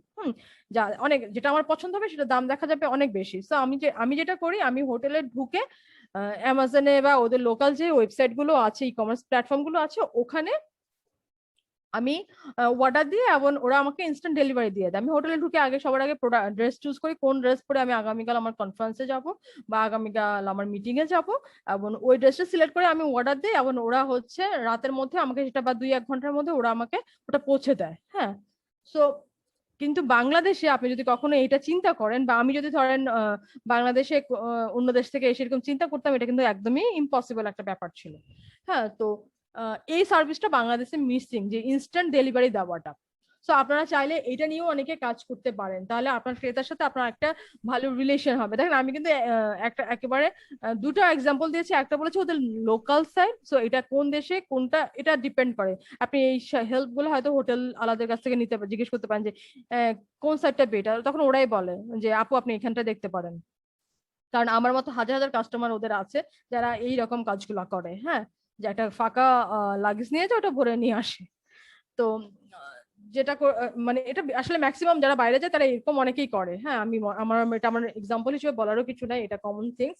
সো যেটা হচ্ছে যে এই সার্ভিসটা নিয়ে আপনারা একটু চিন্তা করতে পারেন, তাহলে হয়তো আপনাদের আরেকটা কাস্টমার চ্যানেল বেড়ে যাবে। কারণ আমরা এটা যখনই গল্প করি, যেহেতু আমরা অনলাইন বিজনেস কেউ সেভাবে করি না, তো আমরা বলি যে এটা বোধহয় এরকম হলে ভালো হতো। বা অনেক সময় হয় কি, আপনার ফ্রেন্ডের বার্থডে আপনি ভুলেই গেছেন, ফেসবুকে নোটিফিকেশন আসার পরে আপনার মনে হলো যে আপনার ফ্রেন্ডের বার্থডে, বাট আপনি তার সাথে দেখা করার মতো কোনো স্কোপ নাই, কিন্তু আপনি চাচ্ছেন তার বার্থডে গিফটটা আজকে পৌঁছাক। তো আপনি, আমাদের দেশে ওই চ্যানেলটাই খুব কম, যে আমি আজকে অর্ডার করবো এবং কিছুক্ষণ পরে এটা পৌঁছে যাবে। আমি আপনার সাথে 3 দিন আগে বা 1 সপ্তাহ আগে যোগাযোগ করে যদি আমি বলি অমুক দিন আমার বার্থডে, ফ্রেন্ডের বার্থডে, এটা সারপ্রাইজ থাকবে, আপনি ওকে পুরোটা পৌঁছে দিয়ে আসবেন, ওই সাপোর্টটা আমি পেয়েছি আপনাদের কাছ থেকে। কিন্তু আমি ভুলে গেছি, আমার এখন মনে হয়েছে আমার এখনই লাগবে, এই সার্ভিসটা আমি পাইনি। সো এইটাও কিন্তু ক্রেতাদের সাথে আপনার রিলেশন ক্রিয়েট করার জন্য খুব ইম্পর্টেন্ট একটা জায়গা। সো আপনারা এটা নিয়েও কাজ করতে পারেন। অ্যাকচুয়ালি কাস্টমার রিলেশনটা হচ্ছে যে আপনি কতটা স্মুথলি হ্যান্ডেল করবেন, কতটা হাম্বল হবেন, কতটা স্কোপ তাকে দিবেন, যে কতটা প্রাইস কমাবেন, সবকিছু মিলেই, বা কতটা একটা ভালো প্রাইস দিবেন, বা সে যখন আপনার কাছে 3 বার আসে, আপনি তাকে একটা গিফট পাঠালেন, সে খুশি হয়ে গেল। যেটা আসলে আমাদের কালচার, যেটা আমরা ভুলে গেছি। যেমন একটা সময় ছিল যে পয়লা বৈশাখে হালখাতা হতো, তখন সব বিজনেসম্যানরা কি করতো, তাদের বিজনেসের যে রেগুলার কাস্টমার আছে তাদেরকে ইনভাইট করতো, তাদেরকে একটু খাওয়াতো, এবং একটা গিফট প্যাকেট দিত। হ্যাঁ, কিন্তু এই কালচার গুলো না এখন নাই, এখন সবাই অনেক কমার্শিয়ালি চিন্তা করে। সো এই কালচার গুলো এখন নাই। সো এই কালচার গুলো চাইলে আপনারা গ্রো করতে পারেন। আছে ম্যাম, ঢাকায় হয়তো নাই, কিন্তু জেলা শহরগুলোয় হালখাতার এই সিস্টেমটা এখনো আছে। জেলা শহরগুলো তো সবখানে যে আছে আপনি এটা বলতে পারেন না। হ্যাঁ, মানে আমি নিজে পার্সোনালি দেখেছি যে এটা সবগুলো জেলা শহরে এখনো মেনটেন করে না, শুধু মিষ্টির দোকানদাররা এখনো মেনটেন করে, বাট অন্যরা এখন পর্যন্ত খুব একটা মেনটেন করে না। মিষ্টির দোকান ম্যাম, আর হচ্ছে গোল্ড জুয়েলারি যে দোকানগুলো, ওইগুলো এটা মেনটেন করে। হ্যাঁ, সো দুইটা কিন্তু এক্সাম্পল, বাট আপনি কিন্তু মিষ্টিও বিক্রি করেন না, আপনি গোল্ডে বিক্রি করেন না। হ্যাঁ, সো আপনাকে মানে ওই জিনিসটা কন্টিনিউ করলে সো আপনার কিন্তু ক্রেতা বাড়বে। মানে আমাদের কিন্তু সবকিছুই আছে, কিন্তু কিছু জিনিস হারিয়ে যাচ্ছে, কিছু জিনিস থেকে যাচ্ছে। তো যেটা মানে প্রচলন ছিল এখন নাই, ওটা নিয়েও আমাদের মাঝে মাঝে যদি আমরা রিসার্চ করি, আই থিঙ্ক আমরা ভালো কিছুই পাবো। ক্রেতার ইমোশন নিয়ে মোট কথা একটু ভাবতে হবে, তাই তো আপু? হ্যাঁ হ্যাঁ হ্যাঁ, মনির হাসান স্যারের একটা বই আছে কিন্তু, ইমোশনাল মার্কেটিং। হ্যাঁ, সো ওইটাও কিন্তু দেখতে পারেন, ওখানেও কিন্তু অনেক ইন্টারেস্টিং ইনসাইট আছে। সো আরেকটা জিনিস করতে পারেন, যে বই টই পড়লে আপনার কিন্তু বিজনেস নলেজ বাড়বে, অনেক বই পড়বেন। আমরা যেটা করি, আমরা প্রচুর বই পড়ার চেষ্টা করি, কারণ আসলে এত কিছু দিন দিন চেঞ্জ হচ্ছে, সো আমার পক্ষে সবকিছু জানা সম্ভব না। আর আমি যখন আপনাকে জানাবো, তখন হচ্ছে আমাকে আসলে অথেন্টিক জিনিসটাই জানাতে হবে। সেক্ষেত্রে আমাকে না পড়ে আসলে, না জেনে আসলে, না রিসার্চ করে আসলে আমি কিন্তু আপনাকে রিয়েল জিনিসটা জানাতে পারবো না। সো ক্রেতা মানে আমাদের ক্রেতা এবং গ্রাহকের সাথে আমাদের আসলে রিলেশন অনেকগুলোই। একটা হচ্ছে একেবারে ফেস টু ফেস, একটা হচ্ছে তাদের মানে ফেস টু ফ্রেন্ডশিপ রিলেশন থাকে, হয়ে যায়। আরেকটা হচ্ছে আপনার ইমোশনাল, যে আসলে ক্রেতার ইমোশনটা আমাদের সবসময় বুঝতে হবে, ওইটা খুবই ইম্পর্টেন্ট একটা মার্কেটিং। কারণ মানে রেগুলার কাস্টমার আসবে এবং আপনি তাকে প্রোডাক্ট সেল করবেন এই সময় সেটা খুব হয় না, কারণ সেটা আপনার রেগুলার কাস্টমার হয়তো আপনার 100 জন হবে, কিন্তু আপনার তো 1000 জনকে সার্ভিস দেওয়ার অ্যাবিলিটি রাখেন। সো ওই জিনিসগুলো নিয়ে আপনাকে চিন্তা করতে হবে। মার্কেটিং পলিসিগুলো এমন ভাবে আনতে হবে যাতে আপনার ক্রেতার হার্টের কাছাকাছি যেতে পারেন। আচ্ছা, সো আমাদের সময়ও শেষের দিকে, আমি হচ্ছে একটু ফাস্ট যাই। আচ্ছা, তারপরে আসেন রেভিনিউ স্ট্রিম, হ্যাঁ, যেটাকে আমরা আয় খাত বলি। রেভিনিউ স্ট্রিমটার মধ্যে না আসলে আয় ব্যয় দুইটাই পড়ে যায়, হ্যাঁ, কারণ আপনি যখন প্রোডাক্ট নিয়ে কি প্রোডাক্টটা আপনার হচ্ছে যখন কিনবেন, হ্যাঁ, যে জিনিসগুলো আপনার মধ্যে এতক্ষণ চলে আসছিল যে আপু আমি তো এটা হচ্ছে মানে আনতে বেশি টাকা পড়ে, তো আমি কিভাবে কম টাকায় সেল করব, অন্য পেজ হয়তো কম টাকায় এনে আসছে, সে কম টাকায় সেল করে, হ্যাঁ। এখন একজন কাস্টমার কখনোই ওটা বুঝবে না কি কম টাকায় সেল করলো বেশি টাকা সেল করলো, হ্যাঁ। সো যেটা হচ্ছে আপনি রেভিনিউ স্ট্রিমটা এইভাবে চিন্তা করবেন যে আপনার কোথায় কোন কোন কোন কোন খাতে আপনার টাকাটা হচ্ছে আসছে, মানে কিভাবে আপনি টাকাটা কিভাবে কত টাকা আপনি কিনলেন এবং কত টাকা আপনি সেল করলেন, দুইটা মিলেই কিন্তু রেভিনিউ স্ট্রিম হবে, হ্যাঁ, রেভিনিউ স্ট্রিম হবে। তো আপনার আয়ের উৎসটা যেটা হচ্ছে যে আপনার বা আপনার কোন বিজনেস আপনি কোথায় সেল করলে আপনার কেমন প্রফিট হয়। তো আপনি যদি অনলাইনে সেল করেন, হ্যাঁ, তো সেক্ষেত্রে আপনার কতটুকু প্রফিট হবে। আপনি যদি অফলাইনে সেল করেন সেক্ষেত্রে আপনার কতটুকু প্রফিট রাখার চিন্তা করবেন। আপনি যদি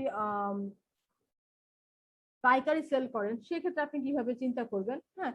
তো এইভাবে পুরো জিনিসটাই হচ্ছে আপনার চিন্তা করে আপনার রেভিনিউ স্ট্রিমটা আনতে হবে। সো রেভিনিউ স্ট্রিমের সাথে কিন্তু আমি আবারও বলছি যে আয় এবং ব্যয় দুইটাই জড়িত আছে, যে আপনি কত টাকা কিনলেন এবং কত টাকায় বিক্রি করলেন এবং কখন আপনি আসলে আপনার বিজনেসে একটা ব্রেক ইভেন অবস্থায় আসলেন।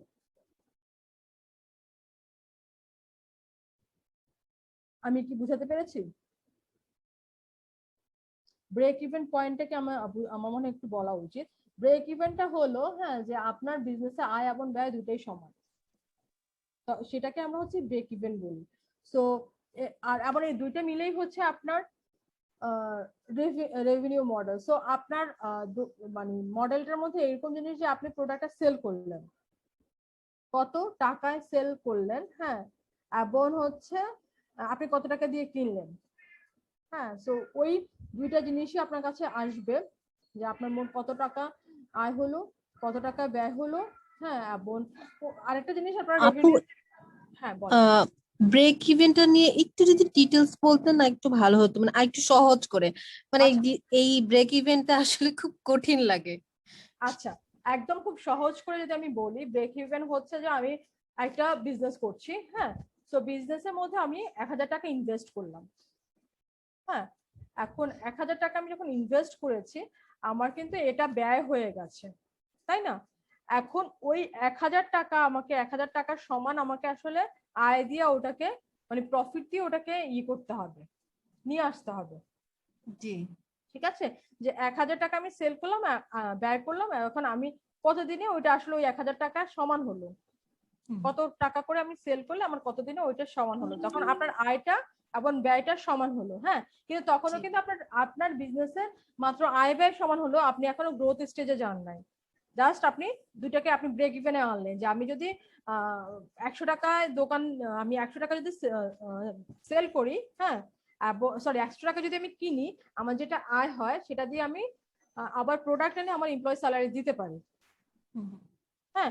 সো তখন আপনি ধরে নেবেন আপনি হচ্ছেন ব্রেক ইভেনে আছেন, যে আপনার আয় এবং ব্যয় দুইটাই সমান, যে কিন্তু আপনার কোনো প্রফিট খুঁজে পাবেন না, মানে আপনার বিজনেস চলছে, হ্যাঁ, কিন্তু আপনার প্রফিট নাই। সো এর পরের স্টেপটাই হচ্ছে আপনি যখন ব্রেক ইভেন আসবে এর মানে আপনি বুঝে গেছেন যে আপনার বিজনেসটা কিভাবে রান করতে হবে, এবং আপনি এরপরে প্রফিট নিয়ে চিন্তা করা শুরু করবেন, যে আমাকে আসলে কিভাবে এটাকে প্রফিটে নিতে হবে বা আমার কিভাবে গ্রোথ স্টেজে নিতে হবে। সো স্টার্ট আপের কিন্তু অনেকগুলো স্টেজ আছে, যেগুলো হচ্ছে নর্মাল বিজনেসে আমরা অতভাবে চিন্তা করি না। নর্মাল বিজনেসে হচ্ছে আমাদের পরের দিন আজকে আয় কিনেছি কালকে থেকে আমার বিজনেস শুরু সেল করতেই হবে, হ্যাঁ। আর যারা একটু প্রোডাক্ট একটু ইনোভেটিভ জিনিস নিয়ে চিন্তা করে তাদের একটু সময় লাগে, কারণ হচ্ছে কি তারা তো একটা ইনোভেশন নিয়ে আসে, তো ওইটা কাস্টমারকে বুঝাতে সময় লাগে। দ্যাটস ওয়াই স্টার্টাররা ওইভাবেই চিন্তা করে যে আমার এতদিন আসে ব্রেক ইভেনে এতদিনে এসছে এবং আমার প্রফিটে এতদিনে গেছে, এই জিনিসগুলো ওইভাবে চিন্তা করতে হয়। ব্রেক ইভেনটা কি ক্লিয়ার হয়েছে? জি আপু। ওকে, সো পরে হচ্ছে আমি পরেরটাতে যাই। আচ্ছা, তারপরটা হচ্ছে মূল সম্পদ। হ্যাঁ, মানে কি রিসোর্স আসলে আপনার বিজনেসে আপনার কি কি মূল সম্পদ আছে। মূল সম্পদ হচ্ছে যেমন ধরেন আপনি আপনার হচ্ছে যে আপনি বাসাটাকে আপনার অনলাইন প্রোডাক্ট, আপনারা তো মনে হয় ম্যাক্সিমাম এখানে কি অনলাইন সেলার আছেন? জি আছি। জি ম্যাম। আচ্ছা, আপনাদের কি কারো দোকান আছে, মানে শপ আছে কারো? না অফিস আছে। আচ্ছা না তাহলে, ম্যাম। আচ্ছা ঠিক আছে, তাহলে আমি আপনাদের এক্সাম্পলটাই দিই। সো আপনারা ধরেন সব অনলাইন সেলার, হ্যাঁ, এবং অনলাইন সেলারে আপনাদের যেটা হয়েছে, আপু অনলাইন এবং অফলাইন দুটোই সেল করি আমি। দুইটাই সেল করেন। আচ্ছা ঠিক আছে, আমি মিক্স ভাবে বোঝানোর চেষ্টা করি তাহলে। তো আপনার মানে মূল সম্পদ যেটা হচ্ছে আপনার যে দোকানটা বা আপনার যে অনলাইনে ওয়্যার হাউসটা, আপনার বেডরুম বা হোয়াট এভার, বা আপনার আলমারিটা, হ্যাঁ, সেটা হচ্ছে আপনার সম্পদ আপনার বিজনেসের জন্য। হ্যাঁ, তারপর আপনার যদি কোনো গাড়ি থাকে, হ্যাঁ, গাড়ির জন্য যে পার্কিং এর জায়গা অথবা গাড়িটা আপনার সম্পদ। হ্যাঁ, দেন হচ্ছে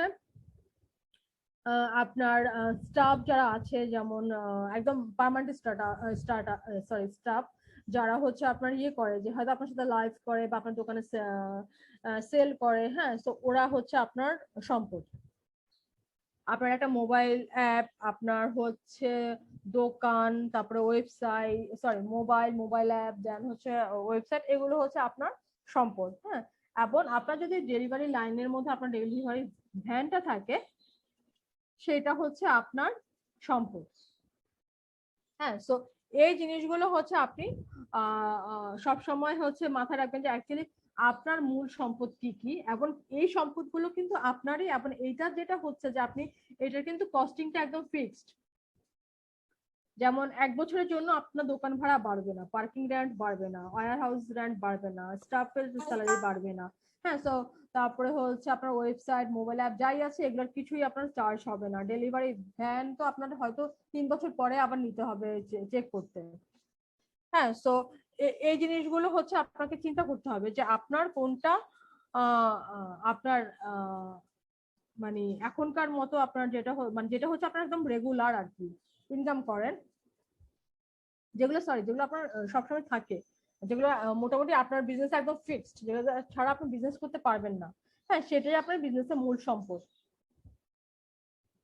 তো এইটা তো আছে। তারপরে হচ্ছে যাদের হচ্ছে আপনার দোকান আছে, দোকান মানে একদম দোকান আছে, তাদের জন্য আরেকটা ইম্পর্টেন্ট জিনিস হচ্ছে আপনার লাইসেন্সটা। হ্যাঁ, কারণ জাস্ট মাথায় রাখবেন যে যে জিনিসটা আমার সবসময় আমার লাগবে ব্যবসা করতে, এবং এটা হয়তো আপনি 1 বছর পর পর রিনিউ করতে হবে, তো ওগুলো আপনারই, কিন্তু আপনি ওগুলোকে সচল রাখতে হলে রিনিউ করতে হবে, সেগুলোই আপনার মূল সম্পদ। ঠিক আছে, এবং এই ম্যাম মূল সম্পদ অনলাইন ছাড়া ম্যাম আপনি ব্যবসা করতে পারবেন না। বলেন। ম্যাম অনলাইন বিজনেসের ক্ষেত্রে যে নেটওয়ার্কিং, যেমন এই যে ওয়াইফাই, ডাটা, এটাও কি একটা সম্পদ হতে পারে?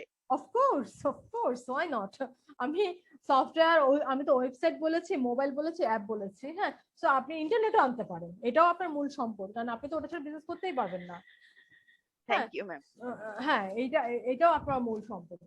তো থ্যাঙ্কস, এটা আমারও মাথায় রাখা দরকার যে এটা আমি আসলে মিস করে গেছি সামহাউ। আচ্ছা, সো এইটা মানে যেটা মানে আপনার লাগবে সেটাই আপনার মূল সম্পদ, এটা হচ্ছে আপনি একটু মাথায় রাখবেন। ওকে, তাহলে হচ্ছে মূল সম্পদ নিয়ে তো বোধহয় আর কোনো কোশ্চেন নেই, তাই না? জি ম্যাম, নাই, আপাতত নাই মনে হয়। আচ্ছা ঠিক আছে।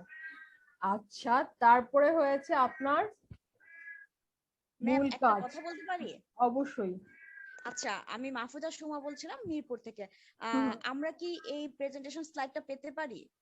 অবশ্যই পেতে পারেন। আমি থ্যাংক সেশন ইউ সো শেষে মাচ। আমি জাকিয়াকে পাঠিয়ে দিব, সাকিরা বোধহয় ওর নাম, সো ওকে আমি থ্যাংক ইউ। পাঠিয়ে দিব, দেন আপনার কাছে কালেক্ট করে নেন। ওকে ওকে, থ্যাংক ইউ। এটা স্পেশালি আপনাদের জন্যই করা, আদার্স এত কষ্ট করে বাংলায় করতাম না, তো যেন বুঝতে সবার সুবিধা হয় আর কি। তো তারপরে হচ্ছে মূল কাজ। হ্যাঁ, মূল সম্পদের পরে আমাদের যেটা হচ্ছে মূল কাজ আছে। মূল কাজটা কি জিনিস আসলে কি, এটা হচ্ছে আপনার অ্যাক্টিভিটি, কি অ্যাক্টিভিটিস গুলো আপনার কি কি? তো কি অ্যাক্টিভিটির মধ্যে এখন আপনি কি কি জিনিস রাখবেন? হ্যাঁ, আপনারা যখন একটা ব্যবসা শুরু করবেন, আপনার ব্যবসা কি কি লাগবে, মূল জিনিসগুলো তো আপনি অলরেডি জানেন। হ্যাঁ, এবার আসেন আপনার কাজগুলো। সো এখানে আপনার যেটা আপনাকে হোলসেলার বলেন বা সাপ্লায়ার বলেন, দেন হচ্ছে আপনার ওয়্যার হাউস বলেন, অথবা আপনার নিজের দোকান বলেন, অনলাইন প্ল্যাটফর্ম বলেন বা অফলাইন প্ল্যাটফর্ম বলেন, দেন হচ্ছে স্টক ম্যানেজ আছে, প্রোডাক্ট কোয়ালিটি কন্ট্রোলের একটা ব্যাপার আছে, তারপরে ফ্যাসিলিটি ম্যানেজমেন্ট আছে, অনলাইন এবং দোকানের ফান্ড গুলা কিভাবে ম্যানেজ হচ্ছে সেটা দেখার একটা ব্যাপার আছে। হ্যাঁ, তো যেই এগুলো হচ্ছে জাস্ট কিছু কাজ। হ্যাঁ, এটা কিন্তু সব কাজ না, এখানে অনেকগুলো কাজ আছে। যেমন একেবারে আপনার সাপ্লায়ার কারা, তারা কিভাবে আপনার প্রোডাক্ট পাঠাবে, এটা আপনাকে ফলো আপ সবসময় করতে হবে। আপনার ওয়্যার হাউসে কি কি আছে, আপনার ওয়্যার হাউস থেকে কিছু চুরি যাচ্ছে কিনা, এগুলো আপনাকে দেখতে হবে। আপনার অনলাইন প্ল্যাটফর্মটা সচল আছে কিনা, কারণ পৃথিবী জুড়ে কিন্তু ফেসবুককে কখনোই ওরা বিজনেস মিডিয়া হিসেবে কাউন্ট করে না, এক্সেপ্ট বাংলাদেশ। বাংলাদেশই একমাত্র যারা ফেসবুকে বিজনেস করছে বা আমরাও কিনছি। বাট এটা কিন্তু কোনো বিজনেস হিসেবে পৃথিবীর কোথাও কেউ কাউন্ট করে না। এবং এইটাকে আসলে সোশ্যাল মিডিয়াটা যে একটা বিজনেস প্ল্যাটফর্ম হতে পারে এটাও কেউ চিন্তা করে না। আবার যদি আমি লিগাল বিজনেসের কথা চিন্তা করি, এটা কিন্তু আসলে লিগাল বিজনেসের মধ্যেও পড়ে না, কারণ আপনার একটা ট্রেড লাইসেন্স নাই, একটা লাইসেন্স ছাড়া আপনি কিভাবে বিজনেস করেন। হ্যাঁ, তো এটা আসলে যারা বিজনেস করে তাদের দোষ না, এটা আমাদের দুই পক্ষের দোষ। যারা আমরা কিনছি তারাও এত কিছু অ্যানালাইসিস করছি না। হ্যাঁ, তো ওইখানে হচ্ছে আমাদের দুই দুই পক্ষেরই একটা ইয়ে আছে। তো আপনারা যারা বিজনেস করছেন, আপনাদের মূল কাজের মধ্যে একটা জিনিস অবশ্যই করে ফেলেন, বিজনেস বন্ধ হয়ে যাওয়ার আগে নিজেদের একটা অনলাইন প্ল্যাটফর্ম করেন এবং একটা ট্রেড লাইসেন্স অবশ্যই করেন, একটা ব্যাংক অ্যাকাউন্ট অবশ্যই করেন। হ্যাঁ, আদারওয়াইজ আপনি কিন্তু মনে হচ্ছে যে আপনি বিজনেস চলছে চলছে, কিন্তু কখন যে গভর্নমেন্ট আপনাকে কোন ইয়েতে ধরে নিয়ে যাবে আপনি চিন্তাই করতে পারবেন না।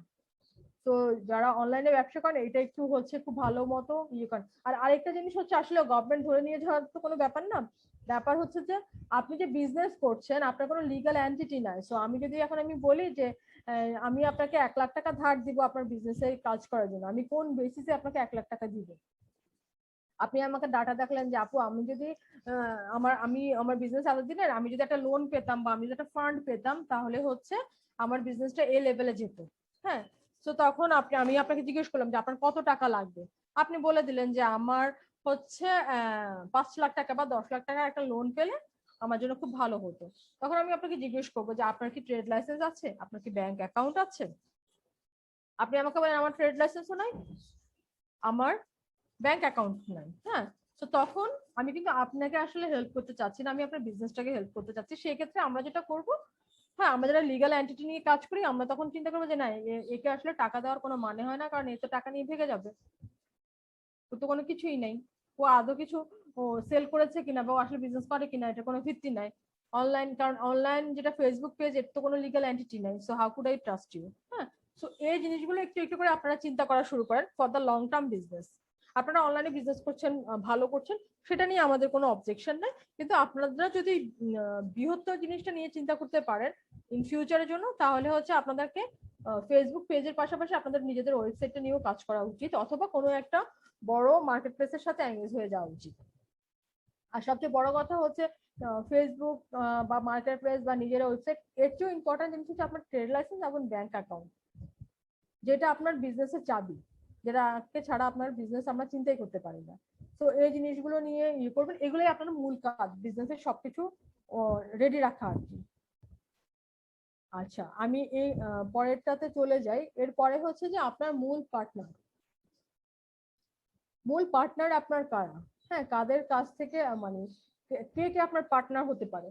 এটা যদি একটা এডুকেশনাল ইনস্টিটিউট হয়, হ্যাঁ, তাহলে তাদের মূল পার্টনার কারা? তাদের মূল পার্টনার হবে কারা বই সেল করছে, কারা কম্পিউটার ইনস্ট্রুমেন্ট সেল করছে, কারা স্টুডেন্ট হচ্ছে, কারা স্টুডেন্টের প্যারেন্ট হচ্ছে। হ্যাঁ, এরা সবাই মিলে হচ্ছে তাদের মূল পার্টনার হতে পারে। আপনি যদি একটা সুপার শপ দেন তখন আপনার পার্টনার হবে যে কারা মহিলাদের প্রোডাক্ট সেল করছে, কারা ছেলেদের প্রোডাক্ট সেল করছে, কারা শাকসবজি সাপ্লাই দিতে পারবে, হ্যাঁ, কারা হচ্ছে আপনার শার্ট প্যান্ট, সরি আমি ছেলে মেয়ে বলেছি, কারা আমার সফটওয়্যার সাপ্লাই দিতে পারবে, কারা আমার ইন্টারনেট সাপ্লাই দিতে পারবে, কারা হচ্ছে আপনার মোবাইল অ্যাপস বা হচ্ছে আপনার দোকানে যা যা আছে সবকিছু সাপ্লাই দিতে পারবে। এইসব সাপ্লায়াররাই আপনার একটা পার্টনার হতে পারে।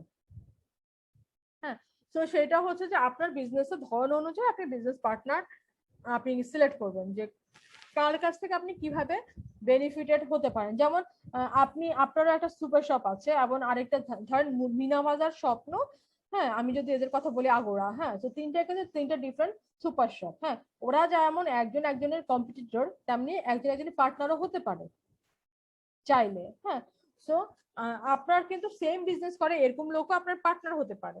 এখন সেম বিজনেস করে এরকম লোক পার্টনার আপনাদের কাছে একটু কনফিউশন লাগতে পারে। সাপোজ ধরেন আগোড়া নিজেরা লেদার প্রডিউস করে, মিনা বাজার মিষ্টি প্রডিউস করে, হ্যাঁ, এবং এশিয়া লবণ প্রডিউস করে। সো এখন আগোড়া যেটা করতে পারে যে এশিয়া লবণ রাখতে পারে, স্বপ্ন লবণ রাখতে পারে, সরি, আর এখানে একটা পার্টনারশিপ হতে পারে। আবার স্বপ্ন আগোড়া লেদার প্রোডাক্ট রাখতে পারে, এভাবে একটা পার্টনারশিপ হতে পারে। তো এটা না আমরা যেটা চিন্তা করি যে আল্লাহ আমি এই দোকান করেছি, ও এটা করেছে, তো ও তো আমার শত্রু হয়ে গেল, এটা কিন্তু আসলে না। হ্যাঁ, সেম বিজনেসেও আমরা পার্টনার হতে পারি। আর বাকি পার্টনার গুলো তো হচ্ছে যখন আপনার সাথে যেটা মিলবে, যেটা আপনার সাপোর্ট লাগবে, যার কাছ থেকে আপনি যেই সাপোর্ট পাবেন সেই অনুযায়ী আপনি পার্টনার সিলেক্ট করতে পারবেন। তো আচ্ছা, এটা কি B2B এর আন্ডারে পড়ে? হ্যাঁ পরে। আচ্ছা, একদম আমি লাস্ট স্লাইডে চলে এসেছি। তো 9 নাম্বারটা আমরা দেখিয়েছি খরচ বা ব্যয়। হ্যাঁ, তো এইটা না আসলে আয় ব্যয় একসাথে আমার দেখা একবারে আমি বলে দেওয়া ট্রাই করেছি যে যেটা যেটা আপনার খরচ হচ্ছে সেটারও আপনি একটা কস্টের একটা স্ট্রাকচার রেডি করে রাখবেন যে কোন কোন ক্ষেত্রে আপনার টাকা আসলে প্রতি মাসে যাবেই। হ্যাঁ, সেটা যেমন এখানে আমি দিয়ে দিয়েছি দোকান ভাড়া, স্টাফের বেতন, পার্কিং, ওয়্যারহাউস ভাড়া, তারপরে স্টক অগ্রিম খরচ, মানে আপনি প্রোডাক্ট স্টক করার জন্য যে টাকাটা আপনার লাগবে সেটা, তারপরে internet software, sales marketing, delivery van, তারপরে হচ্ছে ভ্যানের তেল মেরামত, একদম ডিটেলস আর কি, একটা ভ্যানের কোন কোন জায়গায় আপনার লাগবে, বিদ্যুৎ বিল, গ্যাস বিল, এগুলো লাগতে পারে আপনার, ব্যবসা লাইসেন্স খরচ, এগুলো যেটা হচ্ছে এগুলো হচ্ছে আপনার রেগুলার একটা ব্যয় হবেই। হ্যাঁ, এগুলো একদম ফিক্সড ব্যয়, আপনার একটা ব্যবসা করতে গেলে আপনার এই ব্যয়গুলো থাকবে। তো আপনি এগুলো আইডেন্টিফাই করবেন। এবং কিছু আছে যেমন মার্কেটিং কস্টটা হচ্ছে যে আপনার একটু চিন্তা করে করতে হবে যে এখন ঈদের টাইম আমি মার্কেটিং কস্ট বাড়ায় দিব, হ্যাঁ, আবার ঈদের পরে আমি মার্কেটিং কস্টটা কমিয়ে দিব। হ্যাঁ, সো এই জিনিসগুলো হচ্ছে আপনাদের অ্যানালাইসিস করে করতে হবে। বাট ব্যয়টা যদি আপনি ক্লিয়ারলি লিখে রাখতে পারেন বা সর্ট আউট করতে পারেন সেক্ষেত্রে আপনার বিজনেসের জন্য অনেক মানে বিজনেস অনেক স্মুথলি চলবে। কারণ আপনি জানেন যে আপনার মাসে হচ্ছে 1 লাখ টাকা ব্যয় আছে, তো আপনার টার্গেট থাকতে হবে যে আমার 1,10,000 টাকা ইনকাম করতে হবে, তাহলে 10,000 টাকা আমার থাকবে। কারণ আদারওয়াইজ তো আমার 1 লাখ টাকা ইনকাম মানে ওই যে ব্রেক ইভেনটা, যে আমি যদি সবসময় ব্রেক ইভেনে থাকি তাহলে একটা সার্টেন টাইম পরে আমি হচ্ছে বিজনেসটা প্রতি ইন্টারেস্টটা হারিয়ে ফেলবো। হ্যাঁ, তো বিজনেস ইন্টারেস্ট হারিয়ে ফেলে তো আমি তখন আর বিজনেস করবো না। তো এই জিনিসটা হচ্ছে আপনাকে সবসময় মাথায় রাখতে হবে যে অ্যাকচুয়ালি আপনি কোন কোন খাতে ব্যয় করবেন। এবং ব্যয়টা কিন্তু সবসময় মানে একটা ব্যয় থাকবে আপনার একদম ফিক্সড ব্যয় থাকবে, যেমন দোকান ভাড়া, স্টাফ বেতন, তারপরে পার্কিং ভাড়া, ওয়্যার হাউস ভাড়া, এগুলো একদম ফিক্সড ব্যয়। এগুলো আপনি যতদিন বিজনেস করেন এগুলো আপনার যতদিন নিজের না থাকবে ততদিন আপনার দিতেই হবে। হ্যাঁ, আর আরেকটা ব্যয় হচ্ছে যে আপনার হঠাৎ করে আসবে, লাইক কখনো আপনার যেই আপনি যেই চেয়ারে বসে আছেন ওটা হয়তো ভেঙে গেল, তো ওটা মেরামত করার জন্য একটা ব্যয়। তো ওখানে আপনি অন্যান্য বা আপনি হচ্ছে ইমার্জেন্সি খরচ দিয়ে একটা অ্যামাউন্ট সবসময় রেখে দিবেন। তো আপনি যখন ব্যয়টা হিসাব করবেন যে আপনার কোন কোন খাতে, এখানে আমি অনেকগুলো খাতে দিয়েই দিলাম যে এই জায়গাগুলোতে আপনার ব্যয় হতে হয় বা হতে পারে, এবং তার মধ্যে একটা রেখে দিবেন যে মানে ইমার্জেন্সির জন্য, যে কোনো একটা বিপদ হয়ে গেল বা আপনার কোনো একজন স্টাফ কোনো একটা কাজ করতে গেলো, আপনার করতে গিয়ে সে অসুস্থ হয়ে গেল, অ্যাক্সিডেন্ট করলো, তো তখন কিন্তু তার ইনিশিয়াল সাপোর্ট আপনাকে দিতে হবে, যেহেতু সে আপনার কাজ করতে করতে অসুস্থ হয়েছে। হ্যাঁ, তো সেই ক্ষেত্রে হচ্ছে আপনাকে যেটা করতে হবে ওই ব্যয়টাও আপনার মানে লিখে রাখা উচিত। হ্যাঁ, যে এটা হচ্ছে আপনার ইমার্জেন্সি কেস, বাট আপনি একটা টাকা রেখে দিবেন যেটা এরকম ইমার্জেন্সি কেস আসলে আপনি যেন তাকে হেল্প করতে পারেন, আপনার পকেট থেকে যেন আবার নিয়ে না আসতে হয়। হ্যাঁ আপনার বিজনেসে টাকা দিয়ে যেন আপনি তাকে হেল্প করতে পারবেন, হ্যাঁ করতে পারেন। তো এই জিনিসগুলো ভেবেই কিন্তু আপনি ব্যয়টা রেডি করে রাখবেন। তো ওই ব্যয়টা যদি আপনার কাছে ক্লিয়ার থাকে তাহলে কিন্তু আপনি কিভাবে প্রফিট করবেন, কত তাড়াতাড়ি প্রফিট করতে পারবেন সেই জিনিসটা আপনি বের করে ফেলতে পারবেন। আর আয় ব্যয় দুইটা মিলেই কিন্তু আপনার রেভিনিউ স্ট্রিম। আর এই জায়গাটা হচ্ছে সবচেয়ে ইম্পর্টেন্ট। আমি এতক্ষণ যত কিছু বুঝিয়েছি সবচেয়ে বড় জায়গায় কিন্তু হচ্ছে এই জায়গাটা, আয় করা এবং ব্যয় করা। এটা আপনি যত তাড়াতাড়ি বুঝে যাবেন তত আপনি বিজনেসে ভালো করবেন।